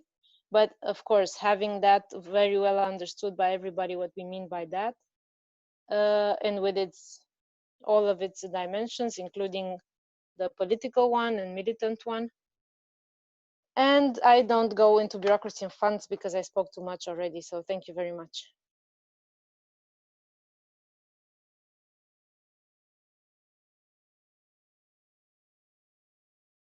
Thank you, very clear. And we should talk all. So please take in consideration that we are waiting for you, your contribution. So I see on my desk Ben. And for sure, you can choose to talk about all the 6 clusters, to talk about only one, or even to add another cluster. Yeah, I think really, I mean, policy is, I think it's important to talk about the not just what the policies are, but the aims of the policy. Do we want to have policy that gets us, as I said earlier, yeah, I mean, justice, but also a policy that gives farmers the freedom to have balance in their caretaking of the land? I think that needs to be something that policy can, I guess, direct farmers towards, and to be more resilient. And access to, yeah, absolutely. I mean, I'll say it again, access to land really needs to be something that policy protects. And yeah, having a transition for the farmers that are already farming at the moment, how can they transition to be more resilient for the future? Where's the support in policy that comes from that? I think those are really, yeah, huge things that obviously encompass a lot of other things. But yeah, coming to these ideas of policy, really looking to have balance, looking to have the opportunity for people to change what they're doing to the farms that already exist. How can they transition? And for new farmers, where do they start? How do they begin? You know, I think those are, and yeah, how do we create a farm or a framework where ones are the goals? Yeah. Thanks. Thank you, Ben. I see Anneke raising hands. Yes, I can imagine to continue after you said that. I don't know if I got you right, Ben, but what you said reminded me of a point that we didn't really mention yet, that I think it's really, one reason is also that yeah, the being a farmer is a complete is not only a job, it's a complete lifestyle. And yeah, we didn't mention this yet. I just wanted to say that this is, yeah, this is one reason why people don't find it attractive to live on the countryside. Maybe especially for women, it's really unattractive. Yeah, and I also want to come to the point of bureaucracy and corruption. I don't know how to spell this. I wanted to ask, I cannot remember your Nikiforos. You were mentioning this point, that a lot of money in the EU fund is not then really finding the way to the farmers. And I wanted to ask what kind of corruption you mean. I'm thinking here in Austria, there's some stories that I heard are more like, I would say it's almost corruption, that also food processing businesses get a lot of the farmers' money. Yeah, like yeah, they are big food processing industries that are not farms anymore in my view, but they really get a lot of money. And I don't know how this is functioning. It's not per hectare, it's some other kind of money that they get. It's not this per hectare thing. And I wanted to ask what kind of corruption in Cyprus you were mentioning. If it's something like this, that they are just doing some tricking to get the money, or yeah, or something else. Thanks. Thank you. You want to answer immediately? Yeah, I mean, it's better like that. Okay.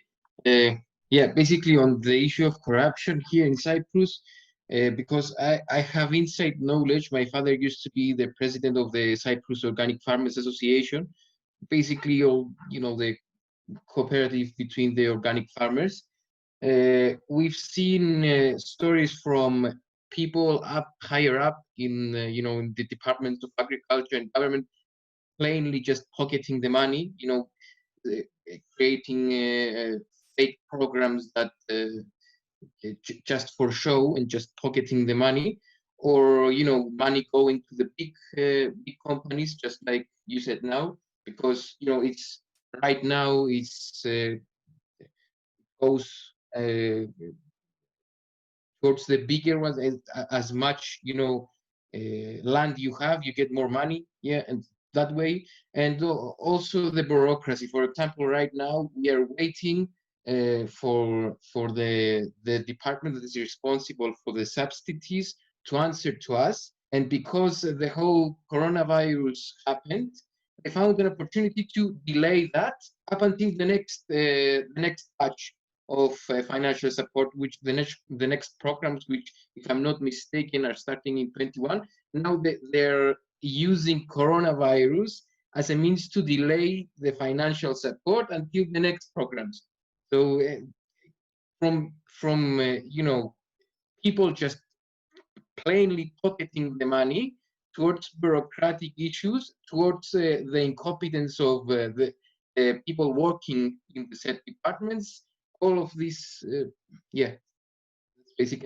Okay, yeah. Apart from that, on the other subjects that people mentioned, I would like to also add something to the first criteria. Brinduza, is it? Sorry if I mentioned your name wrong. She said about age limitations, and I'm like, yeah, we are talking about how everyone is abandoning farms and the farming sector is shrinking, but we still have in local level and European level limitations on age and various other things, size of the farm in the UK and all that. I mean, everyone's talking about sector shrinking, but there are simple things that we can do, like increasing the age limit and all, and removing limitations from land size, land ownership, and all that. For example, if someone wants to rent. But yeah, this can easily be done to negate, the negative effects of the shrinking sector. Yeah, basically all that. Thank you. Thank you. Thank you. I see Peter.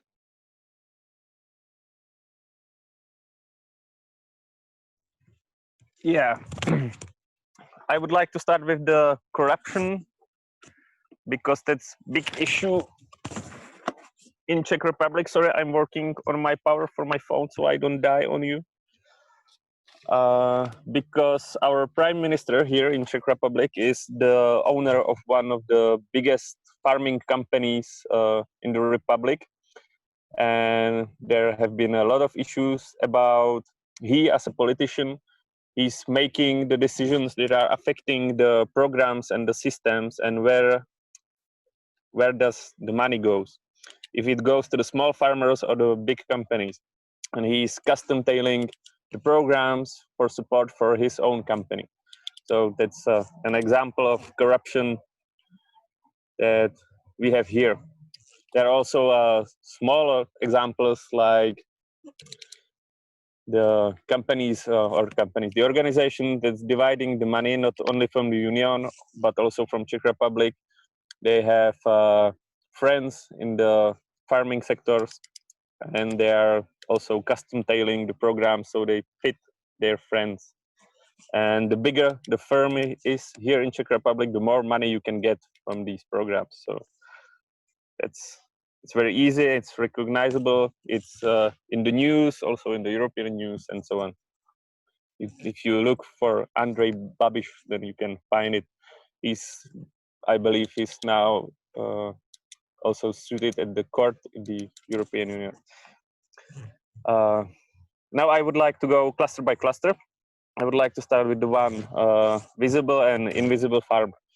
I believe that young farmer definition that is now at work, that it's just man or girl or somebody under 40 years old, is quite okay.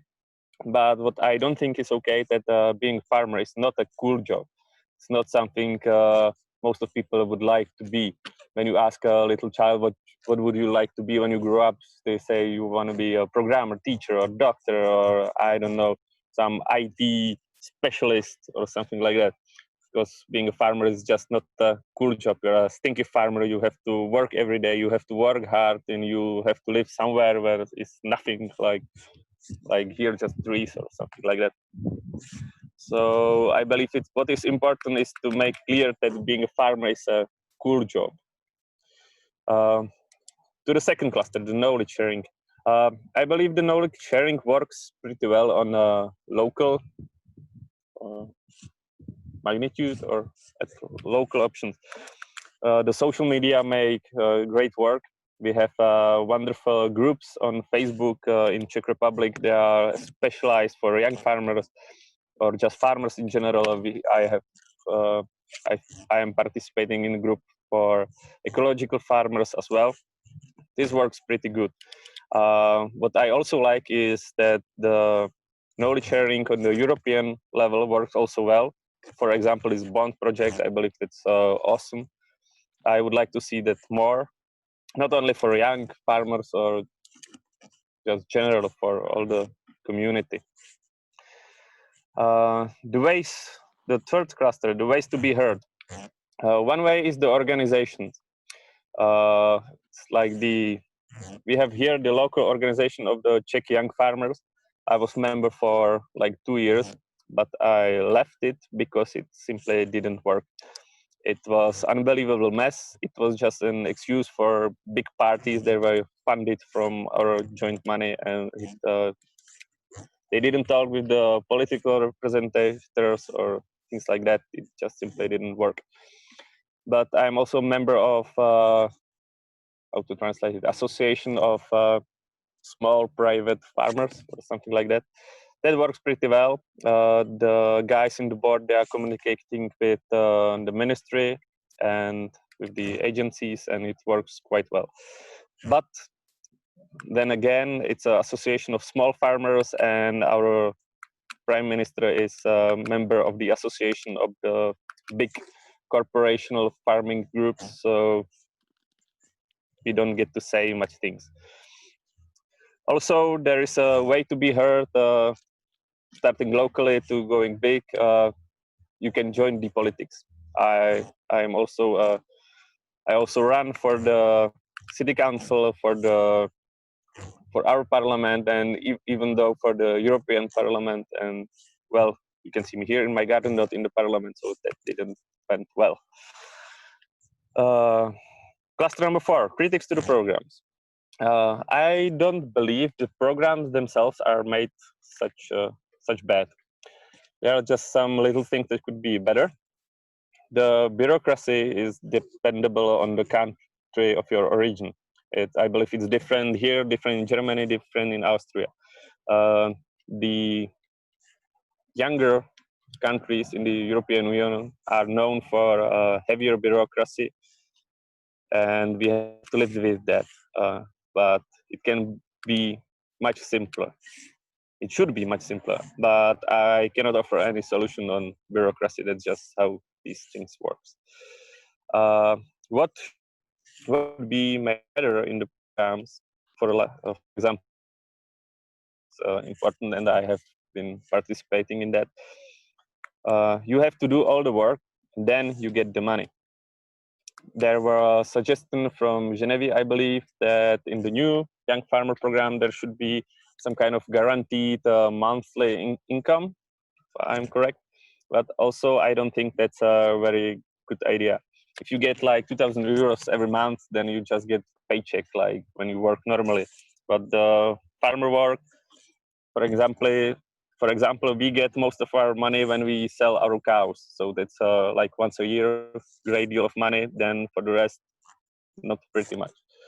So I believe what should be better is like loans that you can get very cheap. You can loan like 20,000 euros to buy a new machine or some animals or just think you need, or you can finance with the loan your work during the year since you establish your own stable income. That should be much, much better. Get loan for like 0.1% or something like that, cheap loan. That's, I believe, is the way. And the new framework, the agriculture, I believe is most important thing is that European Union and the lands near the European Union can use high quality food for quite fair prices. We don't use GMOs. We don't. We treat the animals well, and we are trying. More and more people is trying to use less pesticides and less chemistry in the process. I believe that's the way that we establish a system when we can eco-friendly, if not in some kind of extreme ecological way, just be eco-friendly, not be as extreme in the. We won't use chemistry at all, just use it as little as possible. That's one of the ways. Because let's be frank, without chemical pesticides and so on, we won't be able to produce as much food as we need, and we need to feed plenty of people. And it's not just simple. That's not the production not be met by using only ecological ways, or at least I believe so. What we need is to feeding the gas power plants, because that's simply nonsense, because producing food that is being supported from the European Union to make electricity that is also supported from the European Union. That's just simply not working for me, and I have a really big issue with that. But how do we make enough electricity? That's another question, not for us. That's a question for the engineers in other system. So I believe that's all from me for now. Thank you very much. I have to ask you all to be a bit more short because we are running out of time. Ghent, is your turn. Okay. So in supporting what the previous participants said, and also somehow taking the role of Ghent, I wrote on the group chat some points for the cluster 4. So what are some of the critiques that we have towards the program, and what are the views or the perspectives? So the main problems, as we discussed, is that there is not enough land, low availability of lands found if we want to go to become a young farmer. The financial systems, they are pretty much complicated and too difficult to be handled or to give you the emotion of applying to them. And also misdirection of funds. So as the previous participants or Peter just mentioned, that the funds go firstly for bureaucracy, and then after they go for the young farmers. Some of the opportunities that we see in this cluster, I guess if there can be more simplified financial instruments, so there are easy applications to be done. Business startups, I don't think that any startup should be prejudged. It should be judged, and maybe to change the word from prejudged to invent a word that is called after-judged. So after they implement the startup, they have a time, I guess, a timeline for 1 or 2 years to test it, and if it doesn't work, then something will remain, and then it can be followed up somehow. And the one point from the cluster 5, what is the framework for a better future of farming? Well, most of the discussion here, I guess it is oriented towards the rural farming, but which is found on fields on altitude of less than 200 meters. Me personally, I come from the northern Alps of Albania, so we have farms in altitudes 1,000 meters and above. And some difficulties, or I guess some frameworks which should be analyzed, is the geospatial geopresence. So all the houses in the rural areas are well connected through geospatial infrastructure, like quantum-based programs. Or so if someone wants to search for my farm, he can just go on Google Maps, and he should be able to find a trail to reach my farm first, to come by car so as to buy the products, or even when I want to transport, when I want to sell my products online. So I must have a geopresence so as to feel that I belong somehow to the world. These are my points shortly, and I guess This is Thank you very much. Straight to the point. I ask Maria.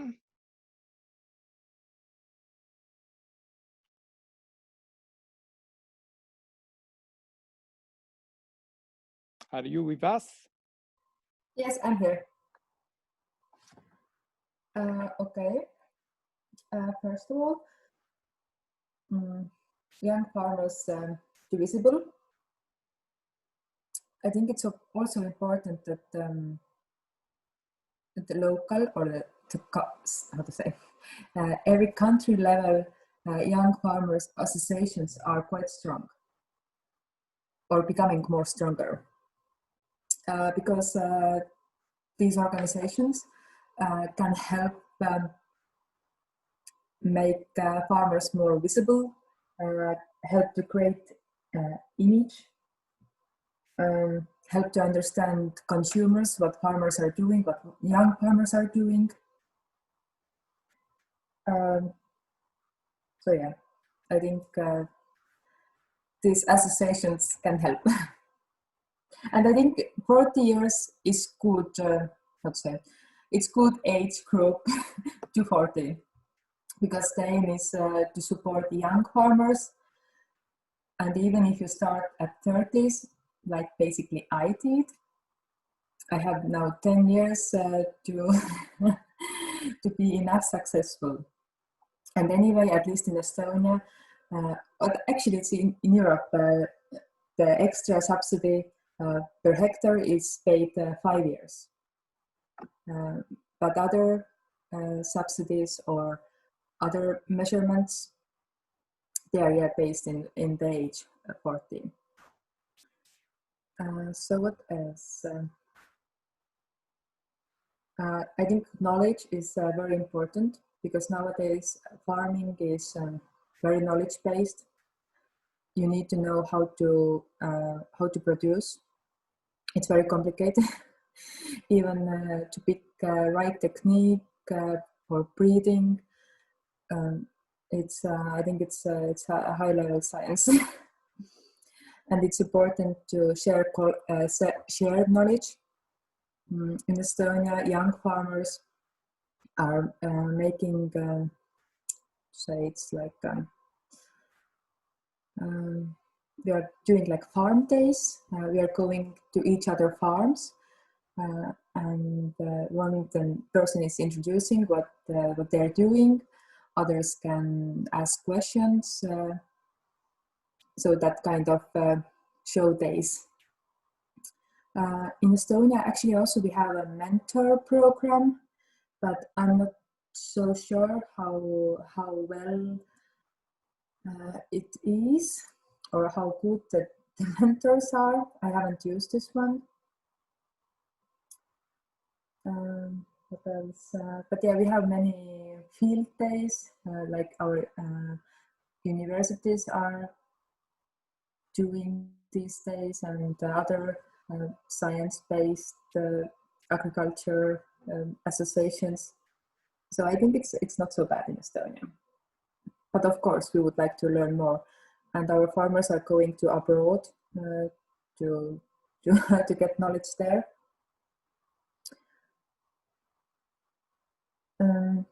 And also the third point, young farmers' demands to be heard. I think also young farmers' associations can help to make voice stronger. At least in Estonia, we are collecting ideas and also problems. So we are trying to help farmers to deal with them. And also we are communicating with ministries, so to get better solutions to our problems. But in Estonia, we see there's I think in Estonia and Czech Republic, agriculture system, or like this kind of system is the same, or even the structure is the same. We have many very big farms. In Estonia, it's like more than 1,000 hectares. There are like 3,000 hectare farms, 5,000 hectare farms, and also the cows, they have like 2,000 cows per farm. And the big farms, of course, they don't want capping. They won't get all subsidies to them. And in Estonia, let's say, because main money is coming from the direct payments. And of course, if you have more land, you will have more money. We also have the investment systems. I think this comes to pillar 2. But there's also like these bigger farms are in better position to get the money. Like my small business, I didn't get the money because my not the profit is not the right word to say, but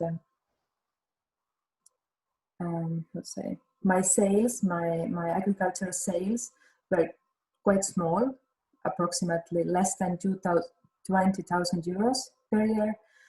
So basically on that level, I wasn't able to get investment subsidies. So yeah, if you are bigger, you have better chance. I just counted my points and I was like, okay, it's not the point to make the project if I already know that I'm not able to get it. But I hope I will get it next year. I just need to, how to say, do a little bit corruption and maybe, how to say, show my sales a little bit bigger than they really are. And actually a lot of farmers in Estonia are doing that. Or even the big farms, they are making another farm company to get higher points. So they get another, I don't know, 500,000 euros. That's the reality here. What else? But other things, I think it's it's great to be farmer. It's lifestyle, as before people are told. But yeah, I think that's all now. Thank you very much. Indeed, it's a lifestyle. Otherwise, we will not be there. That's for sure. Thank you, Maria. And indeed, you were talking about criteria again when you said that you have to find a way to have a better turnover. Otherwise, you cannot apply. So it's an issue of criteria. Indeed, I think that now, Eponine, you can give your contribution. Yes.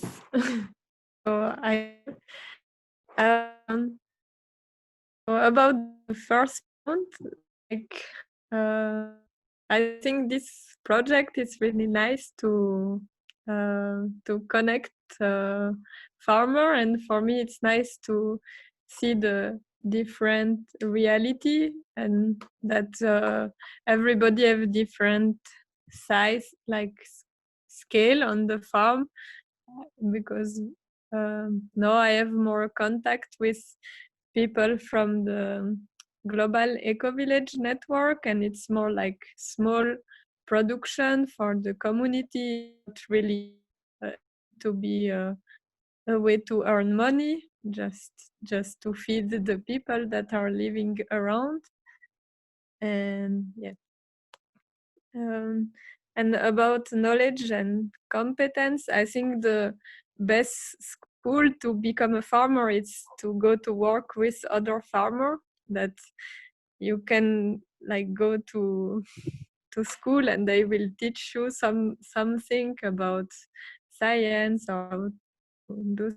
But I think the best is to be able to visit other farm and to pick their skills. And yeah, like I was So living in Brussels and studying in Brussels, and we went few times to some conference in the European Parliament, and there are like some people listening or like willing to speak about the future of farming, but like for me, I see it more like a small local farm, and I think it's what the like subsidies should support, because I think it's a bit contradictory that if you are bigger, you can get money, because you should be able to make more profit, and if you are smaller, you are maybe less competitive on the market, and then you need more support. Yeah, and about the policy in Slovakia, for me it's quite difficult to get to know it deeply because of language. I know how it's working in our village. Like I live in a hilly place, so it's not really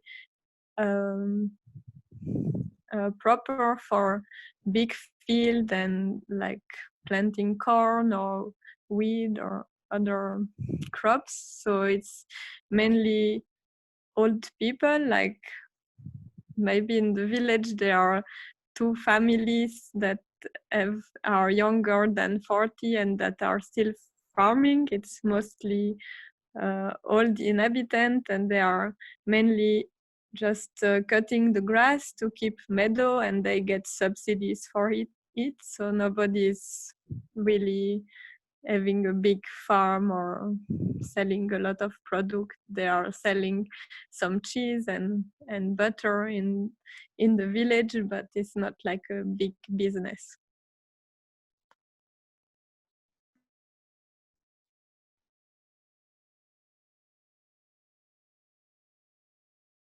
Okay.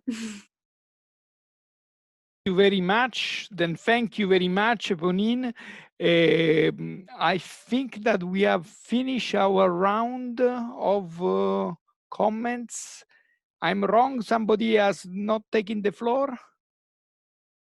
No, I think everybody took the floor. Yes. So we are a bit late because it's 4:35 and we need to stop at 5. So if you all agree, I would rather avoid to make another break, because otherwise we will have really few seconds. And I will try to continue if you can have the strength to continue. So we can try to finalize our work that it's extremely rich. So I would really love to finalize the work. You agree on that? Yes. The silence is the best thing. So let's try to finalize. And I will make a first. I will try to make a first try to make some conclusions, that so you can have something on which you can start to talk about it. If we follow the 6 clusters, that more or less I think that you agreed on those 6 clusters. And the first cluster, as you can remind, is how to make visible the invisible and the criteria. On that, I feel that we have rather different opinions. Although you want all to really involve the youth in a more stable way to the policy, to the support policy schemes, but indeed on the criteria we need further work, because the criteria that we actually have that are linked to the age mainly, so you have to be until 40 years old. Somebody is addressing this as insufficient as a criteria, and for other are more or less okay. But this, I think that everyone agree that we need a wider concept to have an understanding of the role of the youth. So for sure you have an age criteria, but it's not only that. So in terms, we need to be much more flexible on terms of dimension of the farm, on activities of the farm, on criteria, for example, on the turnover of the farm. All those kind of things has to be taken in consideration, and we need to overcome a very strict criteria only linked to the age that is not really giving the opportunity to all the newcomers, because this is the discussion, how we really allow the newcomers in agriculture and to really establish themselves. And then we will come back on that. On the second point of knowledge, I saw a lot of consensus on the idea of knowledge sharing. And in the knowledge sharing, there were a lot of support on mentoring program. And with also good best practice on mentoring program. So how to develop better those mentoring program, and how to develop an adapted sharing knowledge model that can really support the young to have access to knowledge, taking consideration also the new digital device and new digital system, but with, I understand well, with a full control of those by the youth themselves. And so in somehow also auto-organize a knowledge sharing platform in that sense. In the third cluster, there was a unanimous consensus that we need to get better organized. This is extremely interesting in that sense, in a moment where organizations are in crisis. Several of you have underlined that organizations are not always working as they should, but all of you have at the same time highlight how is extremely important how to get organized. Then most probably we need to further develop this idea on the model of organization. The model of organization is something on which most probably we need to further work on it, because it's maybe this the element that make some organization weak, because we understand that we need it, but at the same time we feel that they are weak and they are not really responding to our demands. Then about the 4 clusters, in the 4th cluster, there were some very interesting proposal. Indeed, again, access to land and a sound support system in terms of financial systems, and an easy way to access to the support are elements that are extremely important. So in sometimes it's not the measure, for example, that are foreseen for the young actually in the program that are criticized, but how you can have access to them. So again, we are talking about criteria that are not easy to comply, and we are talking about bureaucracy that block you. So are not the things that in principle you want to be supported for, but how you can get. Although there is critics very strong on the idea that it's only on the dimension, and so you have very much stress that too many measures are only for mainstreaming big industrial farming. And in that sense, this is keeping a lot of, concentrating a lot of the support, and this is a really big issue. And in that sense, you really underline the importance to have other kind of, and this links us to the 5th cluster, that it's a framework, a different framework. And I would like to underline how many times you said that farming is a lifestyle, because this is part of this idea of the framework. So to be recognized in that sense, the specificity of the farming and the farmers and the peasant itself, it has a specificity that has to be recognized by the politics. And in this framework, we need to go, in this kind of lifestyle is not the growth, unlimited growth, the things that you are looking for.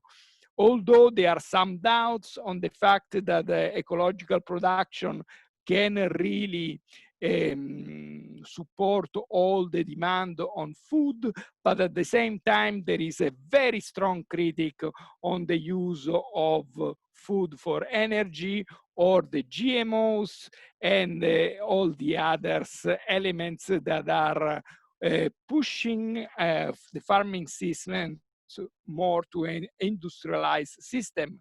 So in that sense, it was extremely interesting how you see yourself in a framework where you can recognize yourself. This is something that it's important, no? This idea of the lifestyle, this idea of being recognized. So the Green New Deal is important for you if it recognizes your specific element in that sense.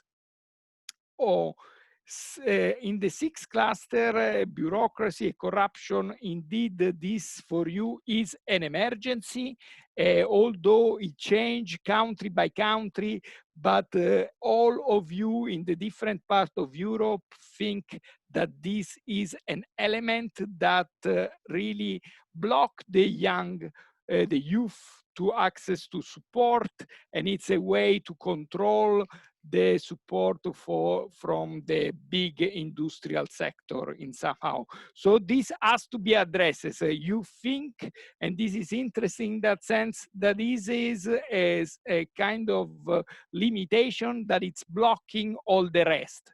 If we don't solve that, it's difficult that we can have a sound environment to develop your initiative as a young farmer.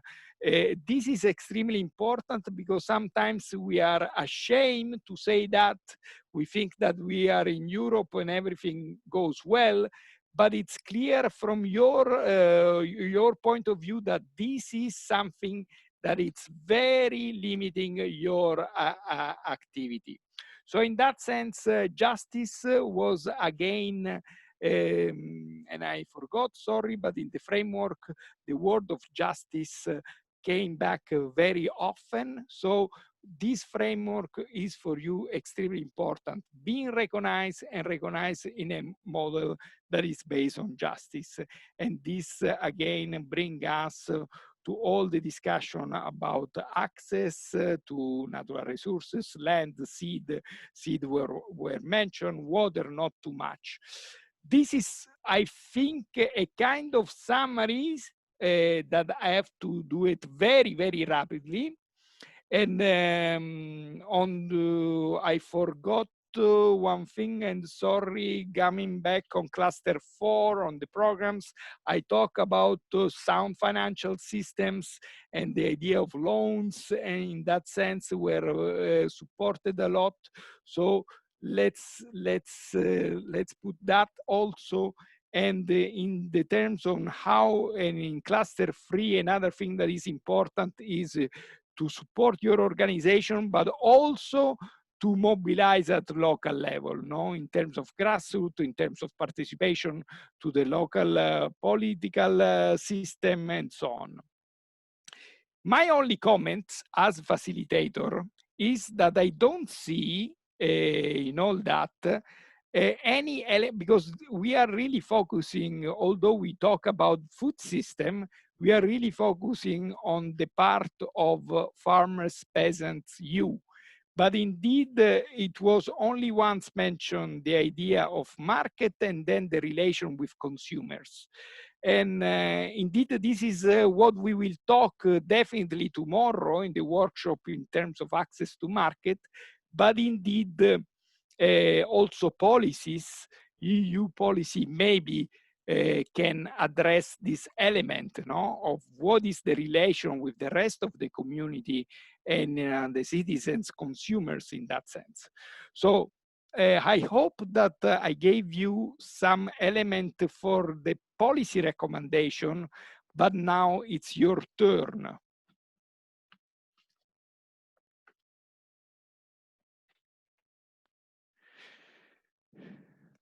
Very fast and furious, can Brindusa start? Well, if you I'm want picking to up on the conversation in the chat. Yes?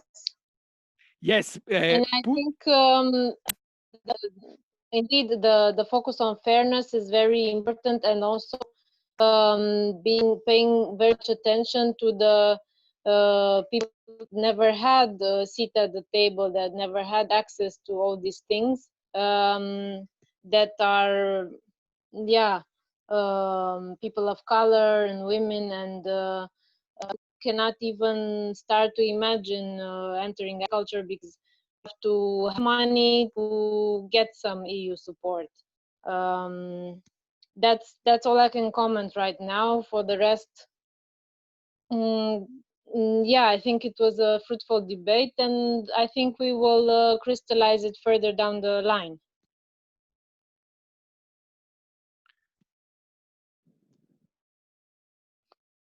So including vulnerable groups, that was my point. Okay. Thank you.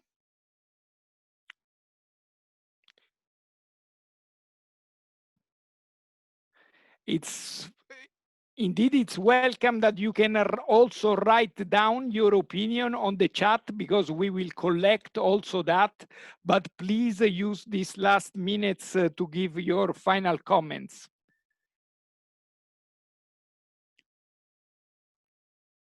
Peter, you want to say something?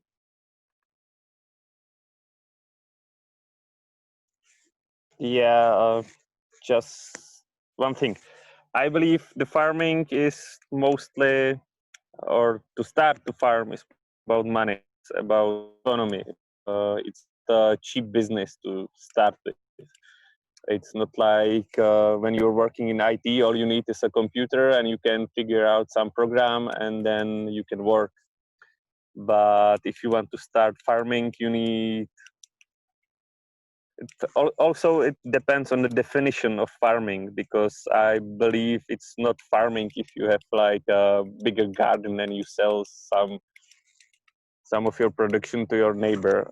I'm sorry, but I don't believe that's farming. I believe farming it's when you can feed at least yourself, your family, and at least another family, because you have to produce food for the people, not just a little bit for a short time in the year, but more. So I believe we should also work on definition of farm. And I'm really sorry, but I also have to say something to the chat discussion. I really don't believe that farming is question of skin color or gender. It's just free market. You can start whether you white male or black female, it doesn't matter. If you have the money, if you have the will, and if you can get your hands on some land, but that's the question. You can't. In Europe, you can't.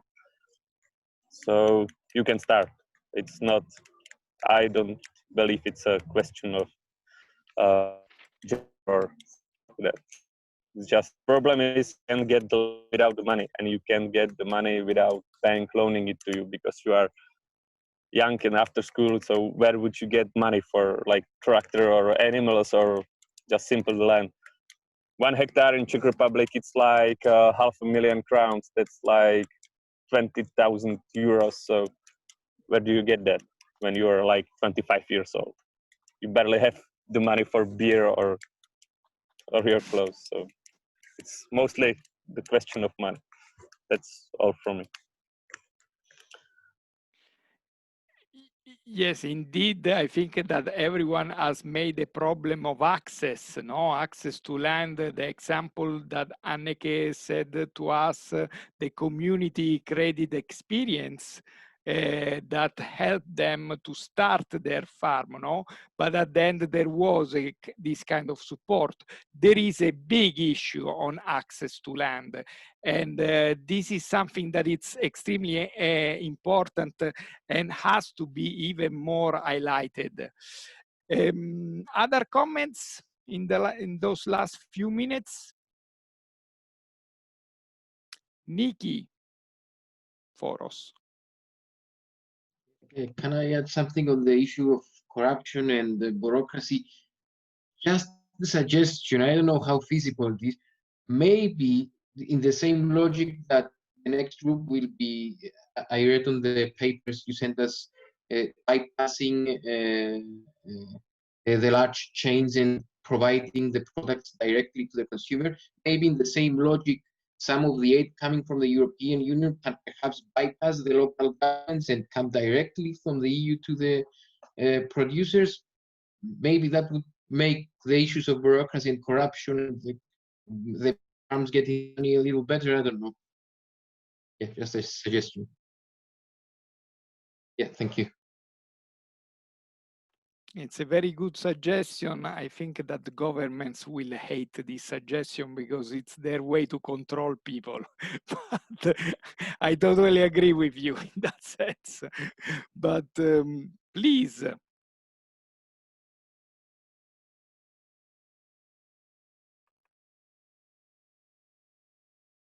Anneke, you want to say something? Yes. You were seeing it in my eyes. Open the micro, talk. Yes. Well, yeah, I don't want to be too confrontive or something. I think it would be really nice to meet in real, and I think I have a lot to say about what you said, Peter, about the role of women or colored people. Yeah, I think it's the discussion is too big for 5 minutes. Yeah, and also I think that I'm a peasant farmer, even if we have only 4 hectares of land, and we are not selling a lot yet. We are just cooking for some seminars and stuff like this. But as my life is completely on this farm, and I'm completely the farm is organizing my life, not my life is organizing the farm. I feel like a peasant farmer. I don't know what else I am. Maybe I got you wrong. I don't know if you, yeah.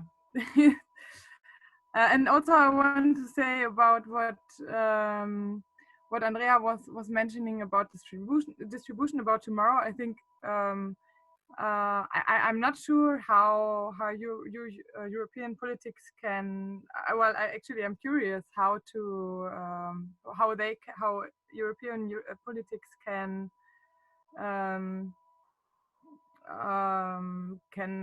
support, for example, CSAs or other food relationships projects on the countryside. I'm curious. I'm not. And the most projects I know, the CSAs, they even don't ask for money support from the European Union, because that's they think that they want to. They say no, we want to find a kind of farming that we are not depending on the European Union. But actually, I think it would be nice if there would be a possibility for, yeah, if, yeah, I think you know, that's it. The time is running out. Thanks a lot. Yeah. Yeah, Anneke, just to give you an idea, in the Rural Development Program, actually, in measure 16, that is the so-called cooperation measure, there were some measures to support short chain schemes. Unfortunately, most probably this is 0.01 of the total money that the European Union spend in common agriculture policy. So the issue is that maybe you have a line on short chain food short chain food system, but then it's not really supported. And this is most probably some of the big contradiction that we have very often, that there are a lot of things, but then where the money goes, as you said very well, during all this afternoon, is mainly to the big corporate farms. So this is really the big issue and the big contradiction that we have very often on the politics, and I think in the policies, sorry, and I think that it's extremely important that you gave a very concrete example on how many things can solve to have a better life for you, and the fact of also our diversity is a big strength, and we want to that we really continue in those weeks that we have still in front of us, because at the end we will try to now it's the role of the rapporteurs, the note takers, for sure supported by the team, to make a first draft that will circulate between you, so we can arrive till September with a proposal of outcomes from this workshop that was extremely rich, and there are a lot of very good and interesting ideas in that sense, that I think that it will be good to share to a wider group so we can finalize it. And if there are no other burning issue, I would like to thank you all, because it was extremely, extremely rich. And I hope that we had all the opportunity to express ourselves. I will really ask you that if you have something that afterwards, because very often we think of the things that we said, we heard, and then maybe we want to write something, write it down, send it to all, share it, and keep you in touch. This is extremely important. Keep in touch. We can continue our debate also on the different instruments that the bond project gives to us. And just to finish, I would like to really thank Catherine that it's with us. And if you want to say hello, really that she's supporting so much all the work in bond. Yeah, okay. It was not supposed that I say anything, just hello from my side. I'm the project manager of the bond project. That's why I'm follow up closely with all what is discussed and is done in this workshop. And I hope that we continue with these fruitful discussions and will have a good outcome, because I think it's very interesting and very helpful for all of you, hopefully at the end. And I would like also to use the opportunity and thank the organization team for this well prepared and well done first workshop. Thank you.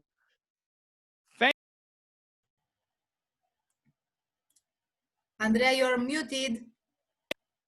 It's my turn to support all the team, but I really would love to thank you all, because you were great. I think it's very difficult to work online, and it was extremely interesting to hear from all of you. And as always, I really learn a lot. This is the great things that you never end to learn. And this was a great opportunity for me. And I hope that was useful for all of you. And indeed, you are also invited, if you have time, to attend to the next workshop that we will have along the week, from tomorrow to Friday. And then for sure, we keep in touch and we see all of us in September. Then thank you and goodbye. Bye. Thank you all. We remain in contact, and we are going to ask for Nikiforos for his notes.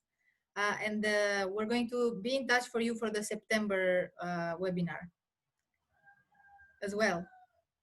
Thank you so much. Ciao.